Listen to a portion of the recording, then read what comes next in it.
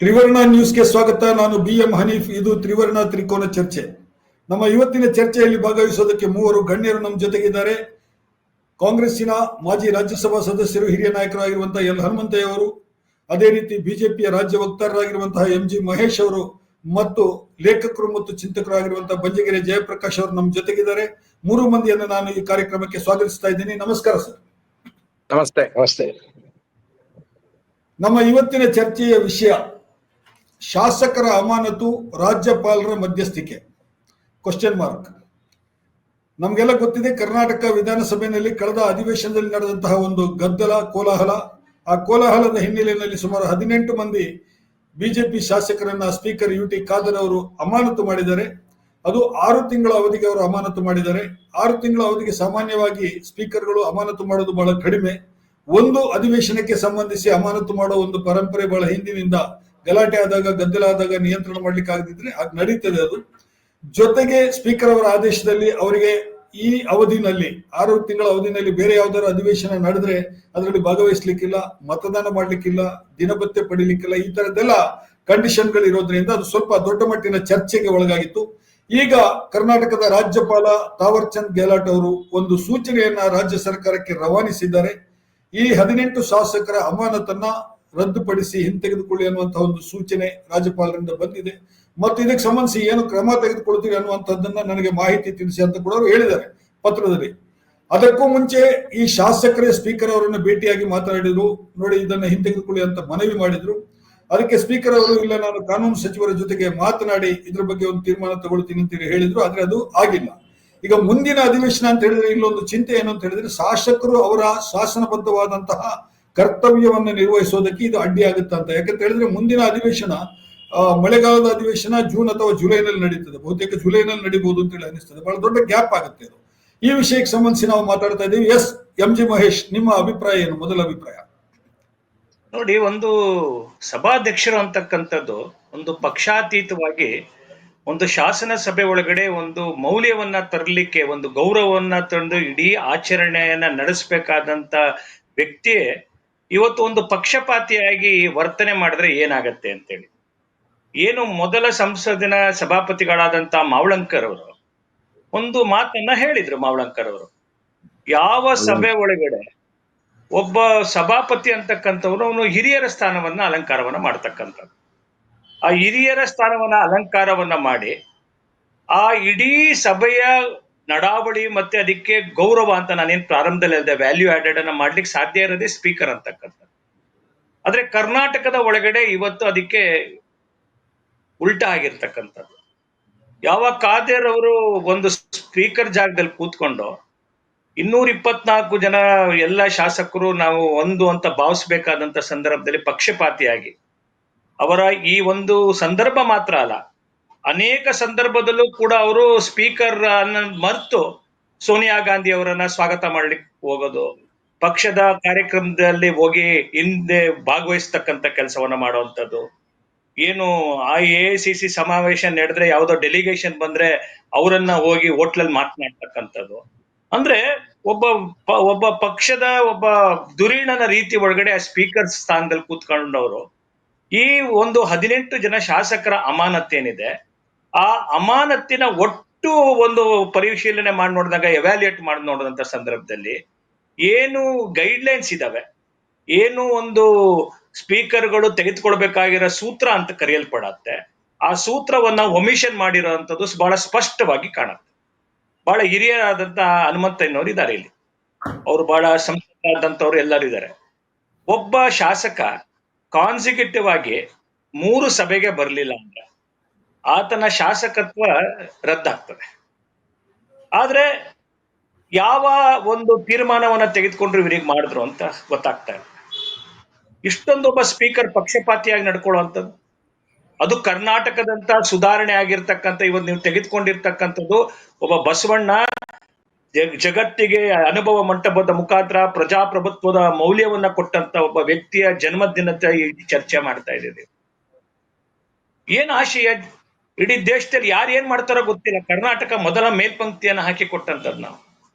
ನಮ್ಮ ಈ ಮಣ್ಣಿನ ಒಳಗಡೆ ಆ ಒಂದು ಸಾಮರಸ್ಯದ ಆ ಸಹಬಾಳ್ವೆ ಸಹಜತೆ ಹೋಗ್ತಕ್ಕಂತ ಒಂದು ಸಹ ವಿಚಾರದ ಇರಬೇಕಾದಂತ ಒಂದು ಕಾಲಘಟ್ಟದ ಒಳಗಡೆ ಇಷ್ಟೊಂದು ಪಕ್ಷಪಾತಿಯಾಗಿ ಯಾರ ವಿಚಾರ ಯಾವ ಸಂದರ್ಭದಲ್ಲಿ ಪ್ರತಿಭಟನೆಯನ್ನ ಮಾಡಿದ್ರು ಬಿಜೆಪಿ ಶಾಸಕರು? ಸ್ವತಃ ಅವ್ರದೇ ಪಕ್ಷದ ಒಬ್ಬ ಮಂತ್ರಿ ತನ್ನ ಮೇಲೆ ಈ ತರದ ಹನಿ ಟ್ರಾಪಿಂಗ್ ನಡೀತಾ ಇದೆ ಅಂತ ಏನು ಆರೋಪ ಮಾಡಿದಂತ ಸಂದರ್ಭದಲ್ಲಿ ಸರ್ಕಾರವನ್ನ ಪ್ರಶ್ನೆ ಮಾಡ್ತಕ್ಕಂಥದ್ದು ಒಂದು ರಚನಾತ್ಮಕವಾದಂತ ವಿರೋಧ ಪಕ್ಷದ ಒಂದು ಕರ್ತವ್ಯ. ಅದನ್ನು ಮಾಡುವಂತ ಕಾಲಘಟ್ಟದಲ್ಲಿ ತಮ್ಗೆ ಸರಿಗ್ ಬಂದಿಲ್ಲ ಅಂತೇಳಿ ಮನಸ್ಸೋ ಇಚ್ಛೆ ಈ ತುಗುಲಕ್ ದರ್ಬಾರ್ ತರ ಮಾಡಕ್ ಆಗೋದಿಲ್ಲ. ಇದು ಭಾರತ. ಇದು ಈ ಇಡೀ ಒಂದು ಪ್ರಕ್ರಿಯೆ ಇದೆಯಲ್ಲ, ಪ್ರೋಸೆಸ್ ಇದೆಯಲ್ಲ, ಅದು ಏನೆಲ್ಲವೂ ಮೇಲ್ಪಂಕ್ತಿ ಹಾಕಿ ಕೊಟ್ಟೋಗಿತ್ತು.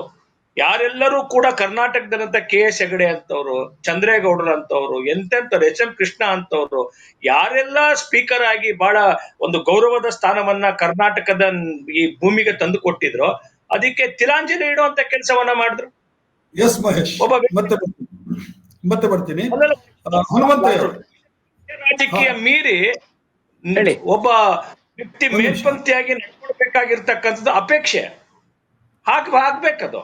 ಎಸ್ ಹನುಮಂತವರೇ, ನೀವು ರಾಜ್ಯಸಭೆ ಸದಸ್ಯರಾಗಿದ್ದಾಗ ರಾಜ್ಯಸಭೆಯ ಚೇರ್ಪರ್ಸನ್ ಆಗಿಯೂ ಕೂಡ ನೀವು ಹಂಗಾಮಿ ಅಧ್ಯಕ್ಷರಾಗಿ ಕೆಲಸ ಮಾಡಿದವರು. ನೀವು ಸದನದ ಡೆಕೋರಂ, ಸದನದ ನಡವಳಿಕೆ ಮುಂದಕ್ಕೆ ಸಂಬಂಧಿಸಿರುವಂತಹ ನಿಯಮಗಳ ಬಗ್ಗೆ ಕೂಡ ಬಹಳ ಚೆನ್ನಾಗಿ ಪರಿಚಯ ಇದೆ ನಿಮಗೆ.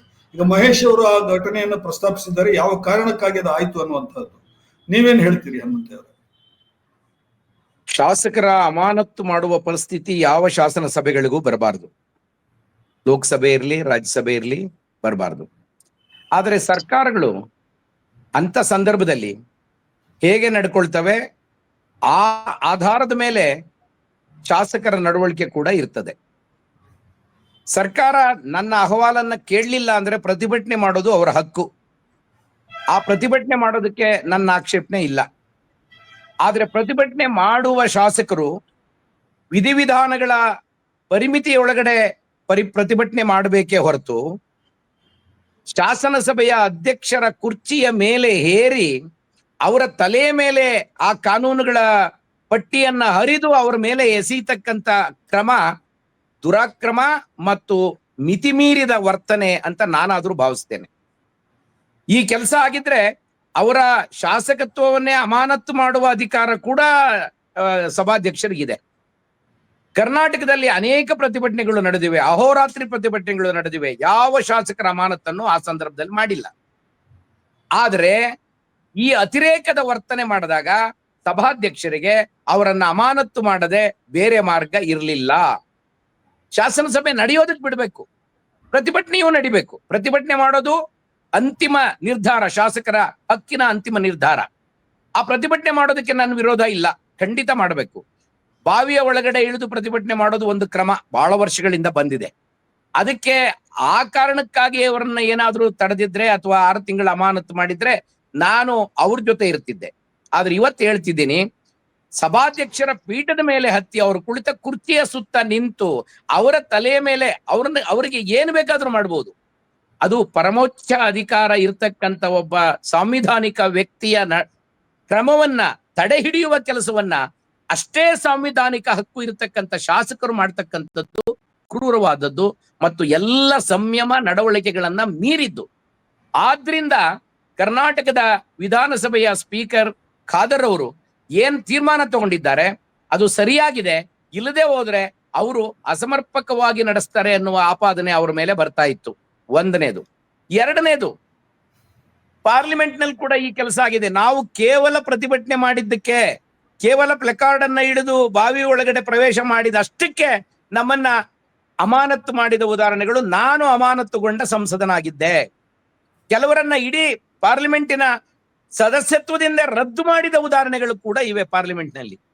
ಇದು ಬಿಜೆಪಿಯವರು ಅಧಿಕಾರದಲ್ಲಿರುವ ಪಾರ್ಲಿಮೆಂಟಿನ ಸದಸ್ಯರನ್ನ ರದ್ದು ಮಾಡಿದ ಅವರ ಸ್ವತಃ ರಾಹುಲ್ ಗಾಂಧಿ ಅವ್ರಿಗಾಗಿದೆ, ಮಹುವಾ ಮೈತ್ರಾ ಅವ್ರಿಗಾಗಿದೆ. ಇಂಥ ಅನೇಕ ಘಟನೆಗಳು ಪಾರ್ಲಿಮೆಂಟ್ ನಲ್ಲಿ ಮರುಕಳಿಸಿವೆ. ಇದರ ಅರ್ಥ ರಾಜ್ಯಪಾಲರು ಪ್ರವೇಶ ಮಾಡಬೇಕು ಅನ್ನೋದಲ್ಲ. ಇದರ ಅರ್ಥ ಶಾಸಕರು ತಮ್ಮ ನಡವಳಿಕೆಯನ್ನ ತಿದ್ದಿಕೊಳ್ಬೇಕು. ಅಷ್ಟು ಮಾತ್ರ ಅಲ್ಲ, ಅಷ್ಟು ಮಾತ್ರ ಅಲ್ಲ, ಸ್ಪೀಕರ್ ಅವರು ಮಾಡಿರುವ ತೀರ್ಮಾನ ಸರಿಯಾಗಿದೆ. ಈ ತೀರ್ಮಾನಕ್ಕೆ ಅವಕಾಶ ಮಾಡಿಕೊಟ್ಟಂತ ಶಾಸಕರ ನಡವಳಿಕೆ ಖಂಡನೀಯ ಮತ್ತು ಅವರು ತಮ್ಮ ಜವಾಬ್ದಾರಿಯನ್ನ ಮಿತಿಮೀರಿದ ರೀತಿಯಲ್ಲಿ ನಡ್ಕೊಂಡಿದ್ದಾರೆ ಅನ್ನೋದು ಕೂಡ ನಮ್ಮ ಗಮನದಲ್ಲಿ ಇರ್ಬೇಕು. ಎಸ್, ಜಯಪ್ರಕಾಶ್, ಬರ್ತೀನಿ ಮಹೇಶ್ ನಿಮ್ಗೆ. ನಾನು ಜಯಪ್ರಕಾಶ್ ಅವ್ರ ನಡುವೆ ಏನು ಇದಕ್ಕೆ ಸಂಬಂಧಿಸಿ ಅವರ ಆಲೋಚನೆಗಳು ಏನನ್ನೋದನ್ನ ಕೇಳೋಣ. ಎಸ್ ಜಯಪ್ರಕಾಶ್. ಇಲ್ಲ, ಈಗ ನಮ್ಮ ಇಬ್ರು ಸ್ನೇಹಿತರು ಕೂಡ ಹಿರಿಯರು, ರಾಜಕಾರಣದಲ್ಲಿದ್ದು ಅವರ ಅಭಿಪ್ರಾಯಗಳನ್ನು ಹೇಳಿದ್ದಾರೆ. ನನಗನ್ಸೋದು ಏನಂದ್ರೆ, ಬಿಜೆಪಿ ಶಾಸಕರು ತಮ್ಮ ಪ್ರಶ್ನೆಗಳನ್ನ ಸದನದ ಮುಂದಿಟ್ಟು ಏನು ಚರ್ಚೆಗಳನ್ನ ಮಾಡಬೇಕಿತ್ತು, ಯಾವ ವಿಷಯದ ಮೇಲೆ ಗಮನ ಸೆಳಿಬೇಕಿತ್ತು, ಮತ್ತೆ ಯಾವುದರ ಮೇಲೆ ಸರ್ಕಾರವನ್ನ ಖಂಡಿಸ್ಬೇಕಿತ್ತು, ಅವ್ರ ಉದ್ದೇಶ ಏನಾಗಿತ್ತು, ಅದನ್ನ ಪ್ರಧಾನವಾಗಿ ಮಾಡಬೇಕಾಗಿದ್ದಂತಹ ಒಂದು ನಡವಳಿಕೆಯನ್ನು ಅವ್ರು ತೋರಿಸ್ಬೇಕು. ಅವರ ಟೀಕೆಗೆ, ಅವರ ಖಂಡನೆಗೆ, ಅವರ ಅಭಿಪ್ರಾಯಕ್ಕೆ ಸದನದಲ್ಲಿ ಮುಕ್ತವಾದ ಅವಕಾಶ ಇರುತ್ತೆ. ಆದ್ರೆ ಆ ರೀತಿಯಾದ ವರ್ತನೆಯನ್ನ ಮಾಡದೆ, ಈಗಾಗಲೇ ಹನುಮಂತಯ್ಯನವ್ರು ಹೇಳಿರೋ ರೀತಿನಲ್ಲಿ ಸಭಾಧ್ಯಕ್ಷರ ಪೀಠದ ಬಳಿಗೆ ಹತ್ತಿ ಆನಂತರ ಹೋಗಿ ಅವನ್ನ ಹರಿದು ಅವರ ಮುಖಕ್ಕೆಲ್ಲ ಎಸೆದು ಆ ರೀತಿಯಾಗಿ ಮಾಡುವಂತದ್ದು, ಇದು ಸ್ವಲ್ಪ ಒಂದು ಸಂಸದೀಯ ನಡವಳಿಕೆ ಅಂತ ನಾವು ಪರಿಗಣಿಸೋದಕ್ಕೆ ಸಾಧ್ಯ ಇಲ್ಲ. ಆದ್ರಿಂದ ಈ ರೀತಿಯಾಗಿರುವ ವರ್ತನೆಯನ್ನ ತೋರಿಸಿದ ಕಾರಣಕ್ಕೆ ಅವರು ಶಾಸನ ಸಭೆಯಲ್ಲಿ ಇರಬೇಕಾಗಿರುವಂತಹ ಒಂದು ಗಾಂಭೀರ್ಯವನ್ನ, ನೀತಿ ನಿಯಮಗಳನ್ನ ಗಾಳಿಗೆ ತೂರಿದ ಕಾರಣಕ್ಕೆ ಸಹಜವಾಗಿ ಆ ಶಿಸ್ತನ್ನ ತೋರಿಸಿದ್ದಕ್ಕೆ ಇವರೊಂದು ಕ್ರಮವನ್ನ ತಗೊಂಡಿದ್ದಾರೆ. ಅದು 6 ತಿಂಗಳು ಮಾಡ್ಬೇಕಿತ್ತ, 3 ತಿಂಗಳು ಮಾಡ್ಬೇಕಿತ್ತ, ಅದೆಲ್ಲವೂ ಕೂಡ ಸಭಾಧ್ಯಕ್ಷರಿಗೆ ಬಿಟ್ಟಿರುವಂತದ್ದು. ಯಾಕಂದ್ರೆ ಅದು ಸನ್ನಿವೇಶದ ಗಂಭೀರತೆ ಏನಿತ್ತು, ಅವರ ಏನು ಆ ತೀರ್ಮಾನದ ಹಿಂದೆ ಅವರಿಗೆ ಬೇರೆ ಏನು ಗ್ರಹಿಕೆ ಇತ್ತು, ಅದನ್ನ ಸಭಾಧ್ಯಕ್ಷರು ಮಾಡಿದ್ದಾರೆ. ಆದ್ರೆ ಮಹೇಶ್ ಅವ್ರು ಹೇಳಿರೋ ಪ್ರಕಾರ ಇದನ್ನ ರಾಜಕೀಯ ಕಾರಣಕ್ಕೆ ಮಾಡಿದ್ದಾರೆ. ಅವರು ಕಾಂಗ್ರೆಸ್ ಪಕ್ಷದಿಂದ ಬಂದವರು ಸಭಾಧ್ಯಕ್ಷರಾದ್ರಿಂದ ಬಿಜೆಪಿ ಪಕ್ಷದ ಮೇಲೆ ಯಾವುದೋ ಒಂದು ರೀತಿಯ ರಾಜಕೀಯ ಜಿದ್ದನ್ನ ಸಾಧಿಸಿದ್ದಾರೆ ಅಂತ ಹೇಳುವಂತದ್ದು ಕೂಡ ಸರಿಯಲ್ಲ. ಯಾಕಂದ್ರೆ ಯಾವ ಸಭಾಧ್ಯಕ್ಷರಿದ್ರು ಕೂಡ ಹುಂಡು ವರ್ತನೆಯನ್ನ ತೋರಿಸುವ ಅಥವಾ ನಿಯಮ ಮೀರಿ ವರ್ತಿಸುವಂತಹ ಶಾಸಕರನ್ನ ಈ ರೀತಿ ಅಮಾನತಿನಲ್ಲಿಡುವಂತಹ ಕ್ರಮ ನಡೀತಾ ಬಂದಿದೆ. ಅದೊಂದು ಶಿಸ್ತು ಕ್ರಮ. ಅದರಿಂದ ಸಭಾಧ್ಯಕ್ಷರ ಅವನ್ನ ನಾವು ಹೊರಗಡೆ ಇದ್ದು ಪ್ರಶ್ನೆ ಮಾಡೋದು ಬಹಳ ಕಷ್ಟ. ಎಸ್ ಮಹೇಶ್, ನೀವೇನೋ ಹೇಳ್ತಾ ಇದ್ರಿ ನಡುವೆ ಹನುಮಂತಯ್ಯವ್ರು ಮಾತಾಡುವಾಗ. ಹಿರಿಯರಾದಂತ ಹನುಮಂತಯ್ಯನವ್ರು ಹೇಳಿದಂತ ಮಾತು, ನಾನು ಶಿಕ್ಷೆ ಮಾಡಬೇಡಿ ಅಂತ ಹೇಳಲಿಲ್ಲ. ಯಾರು ಇಡೀ ಈ ಒಂದು ಸಭೆಯ ಒಳಗಡೆ ನಡೀತಾ ಇರ್ತಕ್ಕಂಥ ಅದ್ರದ್ದು ಡೆಕೋರಮ್ ಅನ್ನ ಉಳಿಸ್ಬೇಕಾಗಿರ್ತಕ್ಕಂಥದ್ದು ಎಲ್ಲರ ಕರ್ತವ್ಯ. ಇದರಲ್ಲಿ ಶಿಕ್ಷೆಯ ಪ್ರಮಾಣದ ಬಗ್ಗೆ ನನ್ನ ಅಪಸ್ವರ. ಶಿಕ್ಷೆ ಏನು 6 ತಿಂಗಳಂತಿದೆ, ಸಾಮಾನ್ಯವಾಗಿ ಒಂದು ಸದನದಿಂದ ಇನ್ನೊಂದು ಸದನ ತನಕನೋ ಅಥವಾ 2 ಸದನನೋ ಈ ತರ ಮಾಡ್ತಕ್ಕಂಥದ್ದು ಒಂದು ಪರಿಪಾಠ. ಇಲ್ಲಿ 6 ತಿಂಗಳು ಅಂತಕ್ಕಂಥದ್ದು, ಮತ್ತೆ ಅದ್ರ ಜೊತೆಗೆ ಎಲ್ಲಾ ಸವಲತ್ತುಗಳನ್ನ, ಯಾವುದೇ ಸ್ಟ್ಯಾಂಡಿಂಗ್ ಕಮಿಟಿಗೆ ಹೋಗ್ಬಾರ್ದು, ಯಾವುದೇ ಅವ್ರದ್ದೆಲ್ಲ ಏನು ಶಾಸಕರು ಅಂತಕ್ಕಂಥ ಅವ್ರಿಗೆ ಏನೆಲ್ಲ ಪ್ರಿವಿಲೇಜಸ್ ಇರ್ತವೆ, ಆ ಪ್ರಿವಿಲೇಜಸ್ ಅನ್ನ ಎಲ್ಲವೂ ಬಂದ್ ಮಾಡಬೇಕು ಅಂತ ಹೇಳಿರೋಂಥ ಒಬ್ಬ ಶಾಸಕ ಅಂತಕ್ಕಂಥದ್ದು ಒಬ್ಬ ಜನಪ್ರತಿನಿಧಿ, ಜನರಿಂದ ಆಯ್ಕೆ ಆಗಿರ್ತಕ್ಕಂಥ ವ್ಯಕ್ತಿ. ಶಾಸಕಾಂಗ ಸಭೆಯ ಕರ್ತವ್ಯವೇ ಆ ತರದಿರ್ತದೆ, ಚಟುವಟಿಕೆಯ ಭಾಗವೇ ಹಾಗಿರ್ತದೆ.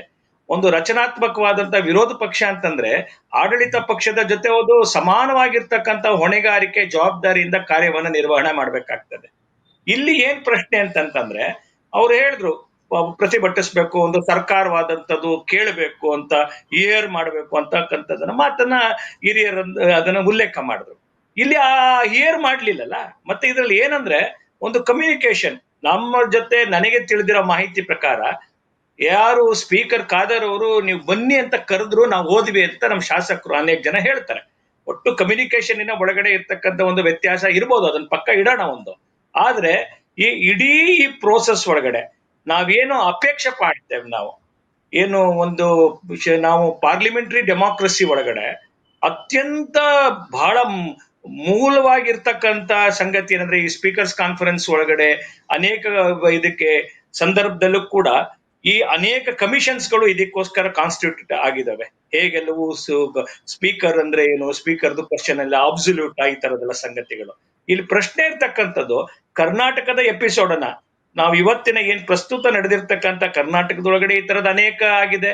ಸಿದ್ದರಾಮಯ್ಯನವರು ಕಾಲಿಗೆ ಏನು ಬಾಗಿಲನ್ನ ಒದ್ದಿ ಬಂದಿರೋದಿದೆ, ಟೇಬಲ್ ಮೇಲೆ ಹತ್ತಿರೋದಿದೆ, ಬಟ್ಟೆ ಶರ್ಟ್ ಹರ್ಕೊಂಡು ಕಿರ್ಚಾಡಿರೋದಿದೆ, ನೂರಾರು ಘಟನೆಗಳು ಕರ್ನಾಟಕದಲ್ಲಿ ಒಳಗಡೆ. ಶಂಕರ್ ಬಿದ್ರಿ ಅವರು ಪೊಲೀಸರು ಬಂದು ಅದನ್ನ ಇಡೀ ಸದನವನ್ನ ಒಂದು ಹತೋಟಿಗೆ ತರುವಂತದ್ದೆಲ್ಲ ಆಗಿದೆ. ಇದೆಲ್ಲ ಯಾವುದು ಆಗಿಲ್ಲ ಅನ್ಕೋಬೇಡಿ ಕರ್ನಾಟಕದಲ್ಲಿ. ಆದ್ರೆ ಒಬ್ಬ ಸ್ಪೀಕರ್ ಅಂತ ಆದಂತ ವ್ಯಕ್ತಿಗೆ ನಾನು ಅದಕ್ಕೆ ನಾ ಹೇಳಿದೆ ಮಾವಳಂಕರ್ ಅವ್ರನ್ನ ಯಾಕೆ ನೆನೆಸ್ಕೊಂಡೆ ಇವತ್ತು, ಯಾಕೆ ಬಸವಣ್ಣನವ್ರನ್ನ ನೆನೆಸ್ಕೊಂಡೆ ಅಂತ, ಒಂದು ಸ್ವಾಸ್ಥ್ಯವಾದಂತ ಒಂದು ಆರೋಗ್ಯಕರವಾದಂತ ಒಂದು ರಾಜಕೀಯ ವ್ಯವಸ್ಥೆ ಒಳಗಡೆ ಇಷ್ಟೊಂದು ಪಾರ್ಟಿಸನ್ ಆಗಿ ನಡ್ಕೊಂಡು, ಇಷ್ಟೊಂದು ಪಾರ್ಟಿಸನ್, ಇದು ಯಾರು ಒಪ್ತಾರೆ ಇದನ್ನ? ಯಾರು ಒಪ್ತಾರೆ ಇದನ್ನ? ನಾನು ಪ್ರಾರಂಭದಲ್ಲಿ 3-4 ಅವರ ಉದಾಹರಣೆಗಳು ಕೂಡ ಕೊಟ್ಟೆ, ಗೊತ್ತಾಯ್ತಾರೆ ನಾವು ಪಕ್ಷ ಮೀರಿ ಹೇಗೆ ನಡ್ಕೊಳ್ಬೇಕು ಅಂತ. ಅನೇಕ ಉದಾಹರಣೆಗಳಿದೆ ನಮ್ಮ ಕಣ್ಮುಂದೆ. ಅನೇಕ ಜನ ಸ್ಪೀಕರ್ಸ್ಗಳಾಗಿ ಹೋಗಿದ್ದಾರೆ, ಅವರೆಲ್ಲ ಈ ತರದ ಮೇಲ್ಪಂಕ್ತಿ ಹಾಕೊಟ್ಟಿದ್ದಾರೆ. ನಮ್ ಕಣ್ ಮುಂದೆ ರಮೇಶ್ ಕುಮಾರ್ ಅವ್ರು ಕರ್ನಾಟಕದಲ್ಲಿ ಇದ್ದಾರೆ, ನಮ್ ಕಡೆಯಲ್ಲಿ ಚಂದ್ರಚೂಡಿಂದ ಹಿಡಿದು ನಮ್ಮ ಯಾರು ನಮ್ಮ ನಾರ್ತ್ ಈಸ್ಟ್ ಇಂದ ಬಂದಂತ ಸಂಘಾ ತನಕನೂ ಇದ್ದಾರೆ, ಬಾಲಿಯೋಗಿ ಇದ್ದಾರೆ, ಅನೇಕ ಜನ ಬಹಳ ದೊಡ್ಡದಾದ ಚೆನ್ನಾಗಿ ನಿರ್ವಹಣೆ ಮಾಡ್ಕೊಂಡ್ ಬಂದಂತ ಇದ್ದಾರೆ, ಗೊತ್ತಾಯ್ತಾನೆ, ಸೋಮನಾಥ್ ಚಟರ್ಜಿ ಇದ್ದಾರೆ. ಆದ್ರೆ ಇಲ್ಲಿ ಪ್ರಶ್ನೆ ಇರ್ತಕ್ಕಂಥದ್ದು, ಒಬ್ಬ ಸ್ಪೀಕರ್ಗೆ ಅನ್ಸ್ಬೇಕಾಗಿರ್ತಕ್ಕಂಥದ್ದು, ಅನೇಕರ ಹೆಜ್ಜೆ ಗುರುತುಗಳನ್ನ ನಾನು ನೆನಪು ಮಾಡ್ಕೊಂಡು, ನಾನೊಂದು ನನ್ನ ಟೆನ್ಯೂರ್ ಒಳಗಡೆ ಜನ ನಮ್ಮನ್ನ ಮಾತನಾಡೋ ತರ, ಅಂದ್ರೆ ಒಳ್ಳೆ ರೀತಿ ಮಾತನಾಡೋ ತರ ಆಗ್ಬೇಕು ಅಂತ. ಆದ್ರೆ ವಿವಾದ ಮಾಡ್ಕೊಳ್ಳೋ ತರ ಆಗ್ಬಾರ್ದಲ್ಲ. ಇಲ್ಲ, ಇವತ್ತು ಈಗ ಇಡೀ ಇವ್ರ ನಿರ್ಧಾರವೇ ವಿವಾದ ಆಗಿರೋದು. ಇವತ್ತು ಗವರ್ನರ್ ಯಾಕತ್ರ ಹೇಳಿ ಕಳಿಸಿದ್ರು? ಈಗ ನಾವು ಚರ್ಚೆ ಮಾಡ್ಬೇಕಾಗಿರುವಂತದ್ದು, ಇಡೀ ಚರ್ಚೆಯ ಕೇಂದ್ರ ಬಿಂದು ಮಾನ್ಯ ಗವರ್ನರ್ ಪತ್ರ ಬರೆದಿದ್ದಾರೆ, ರಾಜ್ಯಪಾಲರ ಪತ್ರ. ಆ ರಾಜ್ಯಪಾಲರ ಪತ್ರದಲ್ಲಿ ನೀವು ಪುನರ್ ಪರಿಶೀಲನೆ ಮಾಡಿ ಅಂತ ಹೇಳಿದ್ದಾರೆ. ಕಸ್ಟೋಡಿಯನ್ ಅವರು, ಕಾನ್ಸ್ಟಿಟ್ಯೂಷನ್ ಕಸ್ಟಡಿಯನ್, ಈ ಸಭಾದ ಮುಖ್ಯಸ್ಥರವರು, ಅವ್ರು ಇದನ್ನ ಯೋಚನೆ ಮಾಡಿ ಏನ್ ಕ್ರಮ ಮಾಡಿದ್ದೀನಿ ಅಂತ ವಾಪಸ್ ನನಗೆ ತಿಳಿಸಿ ಅಂತ ಹೇಳಿದ್ದಾರೆ. ಸರಿಯಾಗಿದ್ರೆ ಅವ್ರು ಯಾಕೆ ಆತರ ಪತ್ರ ಬರೀತಿದ್ರು? ಘನತೆವಂತ ರಾಜ್ಯಪಾಲರು ಯಾಕೆ ಆತರ ಪತ್ರ ಬರೀತಿದ್ರು? ಎಸ್, 1 ಮಿನಿಟ್ ಬರ್ತೀನಿ, ಅಲ್ಲಿಗೆ ಬರ್ತೀನಿ. ಬಂಜಗೆರೆ ಅವರೇ, ಈ ರಾಜ್ಯಪಾಲರಿಗೆ ಈ ಅಧಿಕಾರ ಇದೆಯಾ? ನಾವು ಒಂದು ಕಡೆ ನಾವು ಗಮನಿಸಿದ್ದು ಏನು ಅಂತ ಹೇಳಿದ್ರೆ, ಸದನ ಅಂದ್ರೆ ಸ್ಪೀಕರ್ ಅವರ ಪರಮಾಧಿಕಾರ. ಸ್ಪೀಕರ್ ಅವರು ಅಲ್ಲಿ ಏನ್ ಹೇಳ್ತಾರೆ ಅದನ್ನ ನ್ಯಾಯಾಲಯದಲ್ಲೂ ಕೂಡ ಪ್ರಶ್ನೆ ಮಾಡ್ಲಿಕ್ಕೆ ಆಗೋದಿಲ್ಲ ಅಂತ ಹಲವು ಉದಾಹರಣೆಗಳು ನಮ್ಮ ಮುಂದೆ ಇದೆ. ಈಗ ರಾಜ್ಯಪಾಲರು ಇದಕ್ಕೆ ಪ್ರವೇಶ ಮಾಡಿರೋದು, ಅಫ್ಕೋರ್ಸ್ ಅವರಿಗೆ ಅಮಾನತಾದಂತಹ ಶಾಸಕರು ಹೋಗಿ ಮನವಿ ಕೊಟ್ಟಿದ್ದಾರೆ, ನೀವು ದಯವಿಟ್ಟು ಇದರಲ್ಲಿ ಮಧ್ಯಪ್ರವೇಶ ಮಾಡಬೇಕು, ನೀವು ಸರ್ಕಾರಕ್ಕೆ ಒಂದು ಸೂಚನೆ ಕೊಡ್ಬೇಕಂತ ಕೇಳ್ಕೊಂಡಿದ್ದಾರೆ. ಅದ್ರ ಪ್ರಕಾರ ಅವ್ರು ಕಳಿಸಿದ್ದಾರೆ. ಬಟ್ ಇಲ್ಲಿ ಸಾಂವಿಧಾನಿಕ ಅಧಿಕಾರಕ್ಕೆ ಸಂಬಂಧಿಸಿ ಏನ್ ಹೇಳ್ತಿದ್ವಿ? ಸಂವಿಧಾನಿಕ ಅಧಿಕಾರಕ್ಕೆ ಸಂಬಂಧಪಟ್ಟಂತೆ ಸ್ಪೀಕರ್ ಅವರೇ ಅದರಲ್ಲಿ ಸರ್ವೋಚ್ಚರು. ಸದನದಲ್ಲಿ ನಡೀಬೇಕಾಗಿರುವಂತಹ ಕಲಾಪಗಳ ಬಗ್ಗೆ ಮತ್ತು ಸದಸ್ಯರ ಅಮಾನತ್ತಾಗಲಿ ಅಥವಾ ಅವ್ರ ಸೇರ್ಪಡೆ ಆಗಲಿ, ಅವ್ರನ್ನ ವಜಾ ಮಾಡೋದಾಗ್ಲಿ, ಬಹುಮತವನ್ನ ನಿರ್ಣಯ ಮಾಡೋದಾಗ್ಲಿ ಇತ್ಯಾದಿಗಳು ಏನೇ ಇದ್ರೂ ಕೂಡ ಅದನ್ನ ಸ್ಪೀಕರ್ ಅವರೇನೆ ಸಾಮಾನ್ಯವಾಗಿ ತೀರ್ಮಾನ ಮಾಡ್ತಾರೆ. ಮತ್ತೆ ಸ್ಪೀಕರ್ ಅವರ ಅಭಿಪ್ರಾಯ ಮತ್ತು ತೀರ್ಪು ಏನಿದೆ ಅಥವಾ ನಿಲುವು ಏನಿದೆ ಅದನ್ನ ನ್ಯಾಯಾಲಯವು ಕೂಡ ತನ್ನ ಪರಿಧಿ ಒಳಗಡೆ ಬರುತ್ತೆ ಅಂತ ಭಾವಿಸೋದಿಲ್ಲ. ಇದನ್ನ ನಾವು ಕೆಲವು ಕೇಸುಗಳಲ್ಲಿ ನೋಡಿದೀವಿ. ಅದರಿಂದ ರಾಜ್ಯಪಾಲರು ಈ ರೀತಿಯಾಗಿ ಮಧ್ಯಪ್ರವೇಶ ಮಾಡೋದು ಅಂತ ಹೇಳಿದ್ರೆ, ರಾಜ್ಯಪಾಲರು ಕೂಡ ಸಂವಿಧಾನಬದ್ಧವಾಗಿರುವಂತಹ ಅಧಿಕಾರವನ್ನು ಹೊಂದಿರುವಂತಹ ಒಂದು ಹುದ್ದೆ ಅದು. ಸಭಾಧ್ಯಕ್ಷರು ಕೂಡ ಸಂವಿಧಾನದ ಪ್ರಕಾರವಾಗಿ ಒಂದು ಸರ್ವೋಚ್ಚ ಅಧಿಕಾರವನ್ನ ಹೊಂದಿರುವಂತಹ ಒಂದು ಹುದ್ದೆ. ಹಂಗಿದ್ದಾಗ ಸ್ನೇಹಪೂರ್ವಕವಾಗಿ ಕೆಲವು ಸಲಹೆಗಳನ್ನ ಕೊಡಬಹುದೇನೋ, ಈ ರೀತಿಯಾಗಿ ಇರೋದ್ರಿಂದ ಈಗ ರಾಜಕಾರಣದಲ್ಲಿ ಈ ರೀತಿಯಾಗಿರುವಂತಹ ಹಠ ಅಷ್ಟು ಮಾಡ್ಬೇಕಾದಿಲ್ಲ ಅಂತಾನೋ, ಅಥವಾ ಆ ಶಾಸಕರಿಗೂ ಕೂಡ ಸದನದಲ್ಲಿ ಪಾಲ್ಗೊಳ್ಳುವ ಅವಕಾಶವನ್ನ ಮಿತಿಗೊಳಿಸಬೇಡಿ ಅಥವಾ ಮೊಟಕುಗೊಳಿಸಬೇಡಿ ಅಂತಾನೋ ಆ ರೀತಿಯಾದ ಸಲಹಾ ರೂಪದ ಮಾತುಗಳನ್ನ ಹೇಳಬಹುದೇ ಹೊರತು ಅವರು ಅದನ್ನ ಒಂದು ಸೂಚನೆಯಾಗಿ ಅಥವಾ ಆದೇಶವಾಗಿ ಕಳಿಸೋದಕ್ಕೆ ಸಾಧ್ಯ ಇಲ್ಲ. ಅದನ್ನ ಸಭಾಧ್ಯಕ್ಷರು ಮಾನ್ಯ ಮಾಡಬೇಕಾದ್ದು ಕೂಡ ಇಲ್ಲ. ಸಭಾಧ್ಯಕ್ಷರು ಅವರ ಕಾರ್ಯವ್ಯಾಪ್ತಿ ಒಳಗಡೆ ಅವರು ರಾಜ್ಯಪಾಲರ ಅಧೀನ ಹುದ್ದೆಯಲ್ಲಿ ಇದ್ದಾರೆ ಅಂತ ನಾವು ಭಾವಿಸ್ಬೇಕಾದಿಲ್ಲ. ಯಾಕಂದ್ರೆ ಸಂವಿಧಾನ ಕೂಡ ಆ ರೀತಿಯಾಗಿ ಹೇಳಿಲ್ಲ. ಎಸ್, ಹನುಮಂತ ಅವರೇ, ಈಗ ಒಂದು ಅಮಾನತುಗೊಂಡಂತ 18 ಶಾಸಕರು ರಾಜ್ಯಪಾಲರನ್ನು ಭೇಟಿಯಾಗಿ ಒಂದು ಮನವಿ ಸಲ್ಲಿಸುವುದಕ್ಕಿಂತ ಮುಂಚೆ ಸ್ಪೀಕರ್ ಅವರನ್ನು ಕೂಡ ಭೇಟಿಯಾಗಿದ್ರು. ಸ್ಪೀಕರ್ ಅವರು ಅವರಿಗೆ ಒಂದು ಭರವಸೆ ಕೊಟ್ಟಿದ್ರು, ಏನಂತ ಹೇಳಿದ್ರೆ ಕಾನೂನು ಸಚಿವರ ಜೊತೆಗೆ ಮಾತಾಡ್ಬಿಟ್ಟು ನಾನು ಇದ್ರ ಬಗ್ಗೆ ನಾನು ಗಮನ ಹರಿಸ್ತೇನೆ, ನಾನು ಏನು ಕ್ರಮ ತೆಗೆದುಕೊಳ್ತೇನೆ ಅಂತ ಹೇಳಿ ಹೇಳಿದ್ರು. ಅದರ ನಡುವೆ ರಾಜ್ಯಪಾಲರು ಈಗ ಮಧ್ಯಪ್ರವೇಶ ಮಾಡಿದ್ದಾರೆ. ಏನನ್ಸುತ್ತೆ ನಿಮಗೆ? ರಾಜ್ಯಪಾಲರ ಪತ್ರ ಅಮಾನತುಗೊಂಡ ಶಾಸಕರು ರಾಜ್ಯಪಾಲರಿಗೆ ಮನವಿ ಸಲ್ಲಿಸಿರೋದು ಸರಿ, ಅವ್ರಿಗೆ ಅದು ಸರಿ ಅನ್ಸಿದೆ, ಕೊಟ್ಟಿದ್ದಾರೆ. ಅವರು ಸ್ಪೀಕರ್ ಅನ್ನು ಭೇಟಿ ಮಾಡಿ ಏನು ಮನವಿ ಮಾಡ್ಕೊಂಡಿದ್ದಾರೆ, ನಮ್ಮ ಅಮಾನತನ್ನು ತೆರವುಗೊಳಿಸಿ ಅಂತ ಹೇಳಿ, ಅಂತಿಮವಾಗಿ ಸ್ಪೀಕರ್ ತೆಗೆದುಕೊಳ್ಳುವ ತೀರ್ಮಾನವೇ ಸಂವಿಧಾನಬದ್ಧವಾದದ್ದು ಮತ್ತು ಸರಿಯಾದ ಕ್ರಮ. ಈ ನಡುವೆ ಅವರು ರಾಜ್ಯಪಾಲರಿಗೆ ಕೊಟ್ಟಿರುವ ಮನವಿಯನ್ನ ಆಧಾರವಾಗಿಟ್ಟುಕೊಂಡು ಸ್ಪೀಕರ್ ಅವರಿಗೆ ಪತ್ರ ಬರೆಯೋದು ಸಂಪೂರ್ಣವಾಗಿ ಸಂವಿಧಾನ ಬಾಹಿರ. ಸಂವಿಧಾನದಲ್ಲಿ ಇದಕ್ಕೆ ಅವಕಾಶ ಇಲ್ಲ. ಸಭಾಧ್ಯಕ್ಷರ ನಡವಳಿಕೆ ಅಥವಾ ಸಭಾಧ್ಯಕ್ಷರ ಏನು ಕಲಾಪವನ್ನ ನಡೆಸುವ ಕ್ರಮ ಇದೆ, ಅದು ಅಂತಿಮವಾದ ಅಧಿಕಾರ ಸಭಾಧ್ಯಕ್ಷರಿಗೆ ಇರತಕ್ಕಂಥದ್ದು. ರಾಜ್ಯಪಾಲರು ಮಧ್ಯೆ ಪ್ರವೇಶ ಮಾಡೋ ಹಾಗಿಲ್ಲ. ಇದೇ ರಮೇಶ್ ಕುಮಾರ್ ಅವರು ಅಧ್ಯಕ್ಷರಾಗಿದ್ದಾಗ ಅವರು ಶಾಸಕರನ್ನ ಏನು ಅಮಾನತುಗೊಳಿಸಿದ್ದಲ್ಲ, ಅವರನ್ನ ಹೊರಹಾಕಿದ್ದು, ಶಾಸನ ಸಭೆಯಿಂದ ಹೊರಹಾಕಿದ ತೀರ್ಮಾನವನ್ನು ಕೈಗೊಂಡಾಗ ರಾಜ್ಯಪಾಲರು ಯಾಕೆ ಮಧ್ಯಪ್ರವೇಶ ಮಾಡಿ ಇವ್ರನ್ನ ತಗೊಳ್ಳಿ ಅಂತ ಹೇಳಲಿಲ್ಲ? ಕೋರ್ಟ್ಗಳು ಯಾಕೆ ಇವ್ರನ್ನ ಮಧ್ಯಪ್ರವೇಶ ಮಾಡಿ ಇವ್ರನ್ನ ತಗೊಳ್ಳಿ ಅಂತ ಹೇಳಲಿಲ್ಲ? ಆ ಅಧಿಕಾರ ಸ್ಪೀಕರ್ ಅವರಿಗೆ. ಈ ಚರ್ಚೆ ಬಹಳ ವರ್ಷಗಳಿಂದ ಇದೆ. ಸ್ಪೀಕರ್ ಅವರ ಅಧಿಕಾರ ಪರಮೋಚ್ಚವೋ ಅಥವಾ ಈ ನ್ಯಾಯಾಲಯದ ಪರಿಶೀಲನೆಗೆ ಒಳಪಡುತ್ತದೋ ಅನ್ನುವ ಚರ್ಚೆ ಬಹಳ ವರ್ಷಗಳಿಂದ ಇದೆ. ಆದ್ರೆ ನ್ಯಾಯಾಲಯದ ಚರ್ಚೆಗಳಿಗೆ ಪರಿಶೀಲನೆಗೆ ಒಳಪಡುವ ಸಾಧ್ಯತೆ ಇದ್ರೂ ಕೂಡ ಅನೇಕ ನ್ಯಾಯಾಲಯಗಳು ಸಭಾಧ್ಯಕ್ಷರ ತೀರ್ಪಿನ ವಿರುದ್ಧವಾಗಿ ತೀರ್ಪು ಕೊಟ್ಟಿರೋದು ತುಂಬಾ ಕಡಿಮೆ. ಅದರ ಅರ್ಥ ಸಭಾಧ್ಯಕ್ಷರ ತೀರ್ಪು ನ್ಯಾಯಬದ್ಧವಾಗಿದೆ ಅನ್ನೋದನ್ನ ಎತ್ತಿ ಹಿಡಿಬೇಕಾದದ್ದು ಸಂವಿಧಾನದ ಮತ್ತು ಪ್ರಜಾಸತ್ತೆಯ ಮೂಲ ಕರ್ತವ್ಯ ಅದು. ಯಾಕಂದ್ರೆ ಇವರಿಬ್ಬರ ನಡುವೆ ಈ ಚರ್ಚೆ ಏನಾದ್ರೂ ವಾಗ್ವಾದಕ್ಕೆ ಒಳಗಾದ್ರೆ ಪ್ರಜಾಪ್ರಭುತ್ವಕ್ಕೆ ಅರ್ಥವೇ ಇಲ್ಲದೆ ಆಗುತ್ತೆ. ಆಮೇಲೆ ರಾಜ್ಯಪಾಲರುಗಳು ತಮ್ಮ ಮಿತಿಯನ್ನ ಮೀರದಂತೆ ನಡೆದುಕೊಳ್ಳಬೇಕಾದಂತ ಸಾಂವಿಧಾನಿಕ ಚೌಕಟ್ಟು ಅವ್ರಿಗಿದೆ. ಆ ಚೌಕಟ್ಟನ್ನ ಮೀರಿದ ನಡೆ ಇದು ಅಂತ ನನಗೆ ನೇರವಾಗಿ ಅನಿಸ್ತಾ ಇದೆ. ನಾವೆಲ್ಲ ಸಂಸತ್ತಿನಲ್ಲಿ ಅಮಾನತುಗೊಂಡಾಗ ರಾಷ್ಟ್ರಪತಿಯವರು ಮಧ್ಯಪ್ರವೇಶ ಮಾಡ್ಬೋದಾಗಿತ್ತು, ಮಾಡ್ಲಿಲ್ಲ ಅವರು. ಈ ಸಂಸದರನ್ನ ನೀವು ವಾಪಸ್ ತಗೊಳ್ಳಿ ಅಂತ ಹೇಳಲಿಲ್ಲ. ನಾವು ಸಭಾಪತಿಗಳಿಗೆ ಚೇರ್ಮನ್ ಆಫ್ ದಿ ರಾಜ್ಯಸಭಾ ಅವ್ರಿಗೆ ಅಪೀಲ್ ಮಾಡಿಕೊಂಡು ನಾವು ಈ ರೀತಿ ಮಾಡಿದ್ದು ನಿಜ, ಈ ರೀತಿ ಮಾಡಿದ್ದು ಇಂಥ ಉದ್ದೇಶಕ್ಕಾಗಿ ಹೊರತು ಕಲಾಪವನ್ನ ಕೆಡಿಸ್ಬೇಕು ಅಂತ ಅಲ್ಲ, ಅಥವಾ ಕಲಾಪವನ್ನ ನಿಲ್ಲಿಸಬೇಕು ಅಂತಲ್ಲ, ಆದ್ರಿಂದ ನಮ್ಮ ಅಮಾನತನ್ನ ಮರುಪರಿಶೀಲನೆಗೆ ಒಳಪಡಿಸ್ಬೇಕು ಅಂತ ಹೇಳಿ ಕೇಳ್ಕೊಂಡಾಗ ಮರುಪರಿಶೀಲನೆ ಮಾಡಿದ್ದಾರೆ. ಅಂತ ಪ್ರಕರಣಗಳು ಅನೇಕವಿವೆ. ಆದ್ರೆ 6 ತಿಂಗಳಿಗೆ ಅಮಾನತು ಮಾಡಿದ್ದು ಬಹಳ ಕ್ರೂರವಾದದ್ದು ಅಂತ ಹೇಳಿ ನಮ್ಮ ಸ್ನೇಹಿತರಾದ ಮಹೇಶ್ ಅವ್ರು ಹೇಳ್ತಾ ಇದ್ರು. ನನಗನ್ನಿಸ್ತದೆ ಈ ತೀರ್ಪು ಯಾವ ಸಂವಿಧಾನದ ಚೌಕಟ್ಟಿನಲ್ಲಿಯೂ ಇಲ್ಲ, ಕಾನೂನಿನ ಚೌಕಟ್ಟಿನಲ್ಲಿಯೂ ಇಲ್ಲ. ಎಷ್ಟು ದಿನ ಅಮಾನತು ಮಾಡಬೇಕು, ಎಷ್ಟು ವರ್ಷಗಳು ಅಮಾನತು ಮಾಡಬೇಕು, ಅಥವಾ ಶಾಸನಸಭೆಯಿಂದ ಇವರ ಸದಸ್ಯತ್ವವನ್ನು ರದ್ದು ಮಾಡಬೇಕೆ ಅನ್ನೋದು ಎಲ್ಲಿಯೂ ಇಲ್ಲ. ಇದು ಅಧ್ಯಕ್ಷರ ವಿವೇಚನೆಗೆ ಬಿಟ್ಟ ವಿಚಾರ.